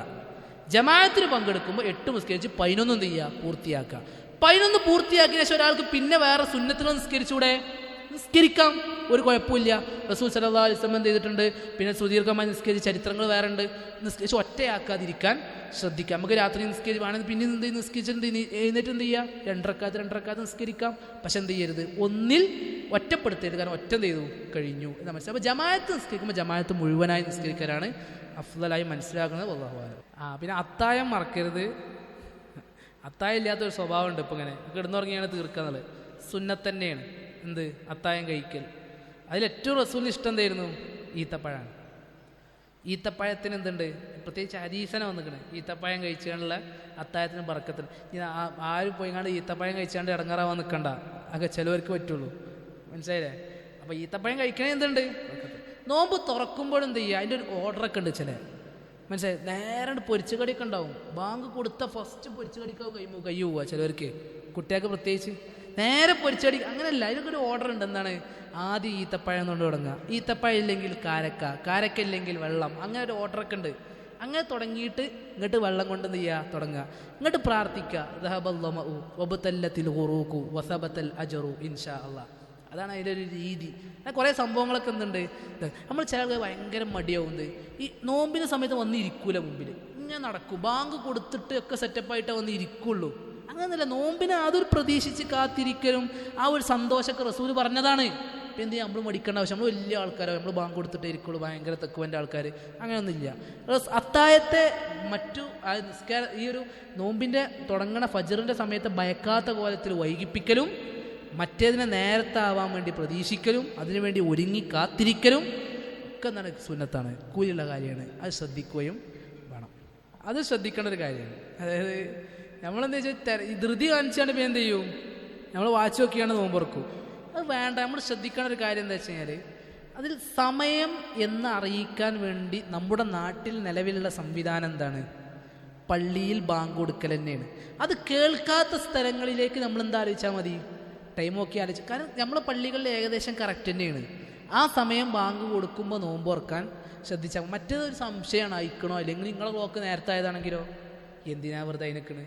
അതിനേക്കാൾ ഏറ്റവും നല്ലതെന്നാണ് ഉമ്മത്ത് ഏൽപ്പിക്കപ്പെട്ടൊരു സമയമുണ്ടല്ലോ, അതിലേക്ക് ചുരുങ്ങുക. ബാങ്ക് എപ്പോഴാണ് നമ്മൾ പള്ളിയിൽ കൊടുക്കണത്, അപ്പം എന്ത് ചെയ്യുക, കൊടുക്കുക. ഇവര് കുറച്ച് സൂക്ഷ്മത അറിഞ്ഞാണ് എന്ത് ചെയ്യും, കുറച്ചങ്ങോട്ട് വൈകിപ്പിക്കും. അത് പറ്റില്ല, അങ്ങനെ വൈകിപ്പിക്കേണ്ട ആവശ്യവും ഇല്ല എന്നുള്ളത് റസൂൽ സല്ലല്ലാഹു അലൈഹി വസല്ലം പഠിപ്പിച്ചെന്നാണ്. ശ്രദ്ധിക്കുക.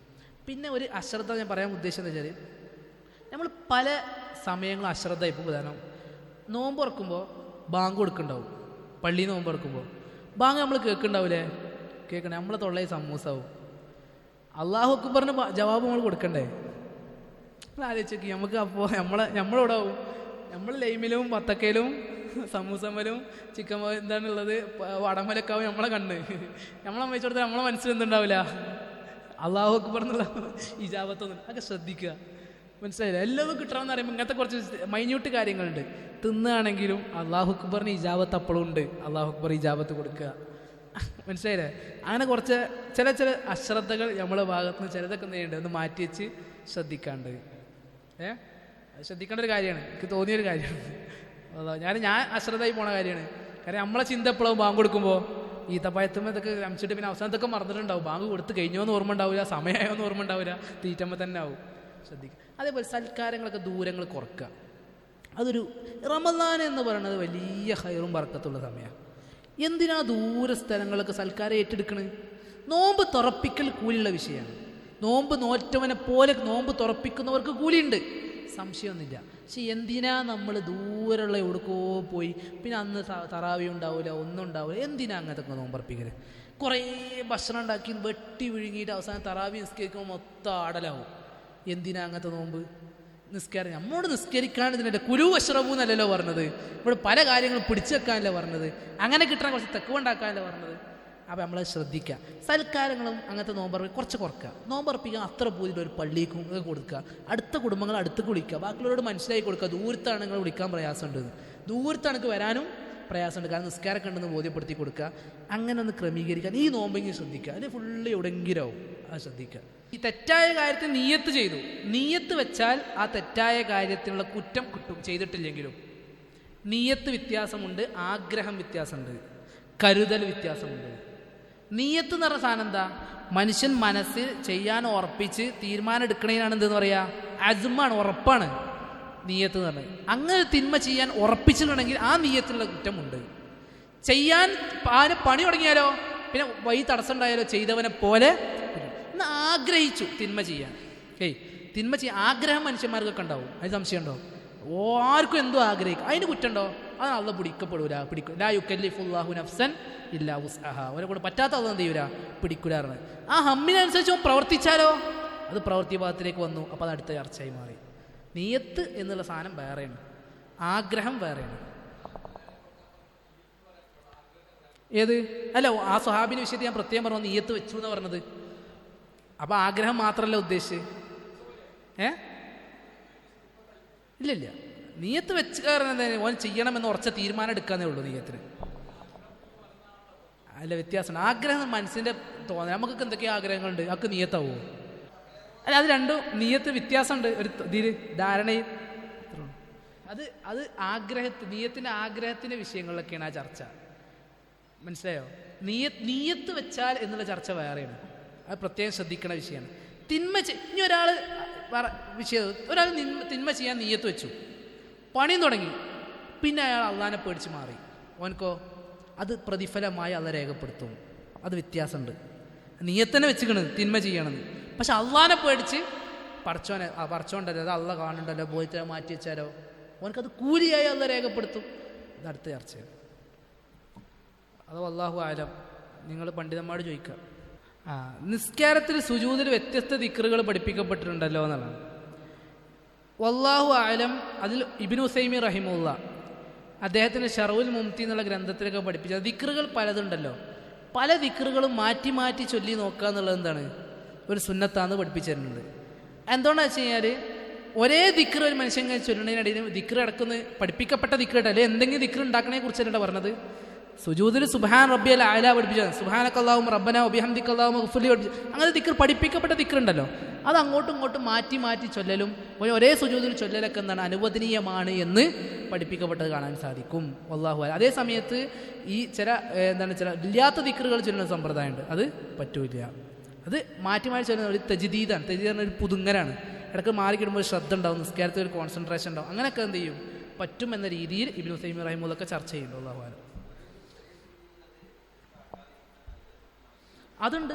നല്ലതിനെ കുറിച്ച് അഭിപ്രായ വ്യത്യാസം വരും. പറ്റുമോ എന്നുള്ള ചോദ്യത്തിന് പറ്റുമെന്ന് പറഞ്ഞ പണ്ഡിതന്മാരുണ്ട്. നല്ലതിനെ കുറിച്ച് എന്ത് ചെയ്യും, അഫ്ദലിയത്ത് എന്തിനും ഒരേ സാധനം ചൊല്ലൽ തന്നെയാണ് അഫ്ദൽ. എന്നാൽ ഒരു സുജൂദിൽ ചൊല്ലി അടുത്ത സുജൂദിൽ വേറെ ദിക്റുകൾ ചൊല്ലി കൂടെ ചൊല്ലാം, കുഴപ്പമില്ല.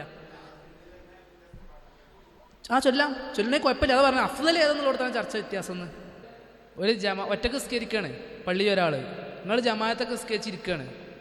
നിങ്ങൾ ലഹുർ ജമാഅത്തൊക്കെ സ്കെച്ചിരിക്കുകയാണ്, ഒരാൾ ഒറ്റക്കൊന്ന് സ്കരിക്കണേ, കൂടെ കൂടി കൊടുക്കുക. നിങ്ങൾക്ക് എന്താണ്, സുന്നത്താണ്. എന്നാൽ കൂടി കൊടുത്ത ആൾക്ക് എന്തായി, ജമാഅത്തും കിട്ടി. അതെന്താണ്, നല്ല സുന്നത്താണ്, ഇഹിയാവ് സുന്ന, മരിച്ചുപോയ സുന്ന. നമ്മൾ പൊതുവെ കാണാത്തൊരു സമ്പ്രദായമാണ്. നിങ്ങളാരെങ്കിലും എന്തെങ്കിലും ലഹുർ നിസ്കരിച്ച് നിങ്ങൾ നിസ്കാരം കഴിഞ്ഞ് ഇരിക്കുമ്പോൾ ഒരു ഒറ്റക്ക് നിസ്കരിക്കുന്ന ആളെടുത്ത് പോയി ഞാനും എൻ്റെ കൂടെ കൂടിത്താണ് നിസ്കരിച്ചിരിക്കണം, അത് ഓൽക്കുള്ള സ്വതക്കെ നമുക്കറിയില്ലല്ലോ. ഇഹ്യാ സുന്ന ഒക്കെ മരിച്ചുപോയ സുന്നത്താണ്, അത് ജീവിപ്പിച്ചു ഇടക്കൊക്കെ ഒന്ന് കൂടി കൊടുക്കുക. പക്ഷെ അപ്പോൾ നമ്മളെ ആൾക്കാർക്ക് അറിയാത്തതുകൊണ്ടേ ഇപ്പോഴത്തെ പഹയ എന്താ പുതിയ കാട്ടുന്നത് വിചാരിക്കും. അവിടെ ശ്രദ്ധിക്കും വേണം, അറിയാത്തോടത്ത് പോയി ചെയ്യാൻ നിൽക്കരുത്. ജമാഅത്ത് നിസ്കാരത്തിൽ റസൂൽ സല്ലല്ലാഹു അലൈഹി വസല്ലമ പഠിപ്പിച്ചെന്ന് ഒരു സൊഫിൽ ഒറ്റയ്ക്ക് ഒരാൾ നിൽക്കരുത്. ഇതാണ് അടിസ്ഥാനം. പക്ഷേ ഇങ്ങോട്ട് ഹംബലി മദ്ഹബിലൊക്കെ പഠിപ്പിച്ചെന്നത് മുമ്പത്തെ സൊഫ് ആളെന്ത് ചെയ്യുക, വലിക്കാന്നാണ്. ഇവിടെ അങ്ങനെ എങ്ങാനും വലിച്ചു കഴിഞ്ഞാണ്ടല്ലോ പിന്നെ നമ്മൾ തമ്മിലുള്ള പ്രശ്നം തുടങ്ങും. അതുകൊണ്ട് തീരുമാനമാവും വലിക്കണം. അതുകൊണ്ട് അങ്ങനത്തെ പണിക്കൊന്നും നിൽക്കണ്ട. തൽക്കാലം നമ്മളെ കൗമിന് ആ കൗമിന് എന്തില്ല, ബോധ്യമില്ല. അടുത്തൊരു സൊഫിൽ ആൾ വരുന്നുണ്ടെങ്കിൽ അത് ശ്രദ്ധിക്കുക. ഇനി സൊഫ് കയറാൻ ശരിയാക്കി കയറാൻ പറ്റുമെങ്കിൽ കയറുക. ഫിത്ന ഇല്ലാതിരിക്കാൻ വേണ്ടി തൽക്കാലം എന്ത് ചെയ്യുക, ഒരു സൊഫിൽ നിൽക്കല്ല, അത് പരിഹാരമില്ല. വലിക്കാനും പറ്റില്ല, ഇതാക്കാൻ പറ്റില്ല. ഇനി ഒരാൾ ഒറ്റക്ക് നിൽക്കുകയാണ്, അവിടെ സ്ഥലം ഉണ്ടായിരുന്നു, പക്ഷെ ഇനി അടുത്ത ആൾ വരുമ്പോൾ അയാൾ ഇയാളെ കൂടെ നിന്ന് കൊടുക്കുക. ആ സൊഫിനെ അതുവരെ എന്ത് ചെയ്യുക, സൊഫായി പരിഗണിക്കുക. ലാസ്റ്റിക്ക് വരുന്ന ഗ്യാപ്പ് വേണ്ട നിൽക്കുക, ഇവിടെ ഇയാളെ കൂടെ നിന്ന് കൊടുക്കാൻ വേണ്ടി ശ്രദ്ധിക്കുക. അതാണ് ശ്രദ്ധിക്കാനുള്ളത്. അല്ലാഹു അലം. ബാങ്കിൻ്റെ ഇജാബത്തുമായി ബന്ധപ്പെട്ട പല സമയത്ത് പല ബാങ്ക് കേൾക്കൂലേ, കേൾക്കണ ബാങ്കിനൊക്കെ ഇജാബത്ത് കൊടുക്കുക എന്നുള്ളതാണ് അസ്ല്. നമ്മളിപ്പോൾ ഇവിടുന്ന് ഒരു ബാങ്ക് കൊടുത്ത് കഴിയുമ്പോഴാവും ചെയ്യാം നമ്മൾ അപ്പുറത്തെ പള്ളിയിൽ നിന്ന് ബാങ്ക് കൊടുക്കുക. കേൾക്കണമെങ്കിൽ കൊടുത്തോളി, അത്രയും കൂലിട്ട് സുന്നത്ത്. ബാങ്ക് കേട്ടാൽ ഇജാബത്ത് കൊടുക്കുക എന്നുള്ളതാണ് അസ്ല്. അപ്പോഴാണ് പണ്ഡിതന്മാർ വിശദീകരിച്ചത് ചെയ്തത്, ബാങ്ക് കേൾക്കണോടത്ത് എത്ര കേട്ടാലും ചെയ്തോളി, ഇജാബത്ത് കൊടുത്ത് നഷ്ടമൊന്നുമില്ല, ലാഭമേ ഉള്ളൂ. ഇൻഷാ അല്ലാഹ്. ഒന്നുമ്പോൾ നിർത്തണ്ടാന്ന് എന്നാൽ നമുക്ക് നിർത്താൻ തോന്നുന്നു. അതാ വല്ലാഹു അലം. പറഞ്ഞതിലെ ശരികൾ സ്വീകരിക്കുക, തെറ്റുകളായി ഉണ്ടെങ്കിൽ അള്ള എനിക്കും ചെയ്യട്ടെ, പുറത്ത് മാപ്പാക്കി നൽകുമാറാകട്ടെ. കേട്ടതിലുപരി ജീവിതത്തിൽ പ്രാവർത്തികമാക്കാൻ ശ്രദ്ധിക്കുക. അള്ളാഹിനോട് നല്ലൊരു അടുപ്പമുണ്ടാകുന്ന അടിമകളായി മാറാൻ വേണ്ടിയുള്ള പരിശ്രമം നമ്മുടെ ഭാഗത്ത് നിന്ന് ഉണ്ടാകണം. ഒറ്റ ചരിത്ര സംഭവം അതൊന്ന് പറഞ്ഞിട്ട് ഞാൻ ചെയ്യുക അവസാനിപ്പിക്കുക. കേട്ട് ഞാൻ വായിച്ച വളരെ ഹൃദ്യമായ ഒരു ചരിത്രമാണ്. മാലിക് ബിൻ ദീനാർ റഹിമുള്ളാന്റെ കാലഘട്ടത്തിൽ രേഖപ്പെടുത്തപ്പെട്ടിരിക്കണേ. ഞാൻ ചരിത്രം വായിച്ചു, വേറെ ആൾ പറഞ്ഞു വേറെ ആൾ ചരിത്രത്തിൽ ഉണ്ടെന്ന് പറഞ്ഞു. അല്ലാഹു അലം ഉണ്ടാവാം, ചരിത്രങ്ങൾ ഒരുപാട് സംഭവങ്ങൾ ഉദ്ധരിക്കപ്പെടും. പക്ഷെ ചരിത്രത്തിൽ ശരിയോ തെറ്റപ്പുറത്ത് ഒരു ഹൈലൈറ്റ് ചെയ്യപ്പെട്ട ഒരു പോയിന്റ്, വളരെ ചിന്തിക്കേണ്ട ഒരു പോയിന്റ്. മാലിക് ബിൻ ദീനാർ റഹിമുള്ള ഒരുപാട് യാത്ര പോണ വ്യക്തിയാണ്. ഈ യാത്ര പോണ വ്യക്തി ഒരിക്കൽ ഒരു സ്ഥലത്തെത്തിയപ്പോൾ, ബഗ്ദാദാണ് ഓർമ്മ, സ്ഥലത്തെത്തിയപ്പോൾ അവിടെ വെച്ച് ഒരു രാത്രി നിസ്കാരം, സുദീർഘമായ ആൾക്കാർ പള്ളിയിൽ നിസ്കരിച്ചുകൊണ്ടിരിക്കുകയാണ്. അന്വേഷിച്ച് പറഞ്ഞത് എന്താണ്, മഴ പെയ്യണ്, മഴ കിട്ടാത്തതുകൊണ്ട് മഴയ്ക്ക് വേണ്ടിയുള്ള നിസ്കാരമാണ് അവിടെ നടന്നുകൊണ്ടിരിക്കുന്നത്. ഒരു സുദീർഘമായി നിസ്കരിച്ച് പോയി, മഴയൊന്നും പെയ്തിട്ടില്ല. അവസാന സമയത്ത് ഒരു മനുഷ്യൻ വരുന്നുണ്ട്, ഒരു ഉണങ്ങിയ രാത്രി ഇരുട്ടത്ത് ആരും കാണാതിരിക്കുന്ന സമയത്ത് ഈ മാലിക് ബിൻ ദീനാർ റഹിമുള്ള പള്ളിയിൽ വിശ്രമിച്ചുകൊണ്ടിരിക്കുക. ആ സമയത്ത് ഒരു മനുഷ്യൻ കയറി വരുന്ന ഒരു ചരിത്രം കാണാൻ പറ്റും. അദ്ദേഹം കയറി വന്നാണ് ഒന്നാമത്തെ സൊഫിലേക്ക് പോയി നിങ്ങൾ തിരിഞ്ഞു നോക്കി, ആരുമില്ലല്ലോ എന്ന് ഉറപ്പുവരുത്തിയതിന് ശേഷം അദ്ദേഹം അവിടെ നിന്നിട്ട് നിസ്കരിച്ച് പ്രാർത്ഥിച്ചു. മഴ പെയ്തു. ഇത് അത്ഭുതമാണ്. ഈ മെലിഞ്ഞുണങ്ങിയ മനുഷ്യൻ പ്രാർത്ഥിച്ച് മഴ പെയ്തു. അത്ഭുതപ്പെട്ടിട്ട് അദ്ദേഹം എന്ത് ചെയ്യാണ്, ആരും അറിയാതെ ഇദ്ദേഹത്തിന് പിന്നാലെ പോയോക്കാണ്. ഒരു വലിയ വീട്ടിലേക്കാണ് അദ്ദേഹം കയറിപ്പോയത്. അവിടെ ഒരു അടയാളം വെച്ചുകൊണ്ട് തിരിച്ച് മാലിക് ദീനാർ വീട്ടിലെത്തി.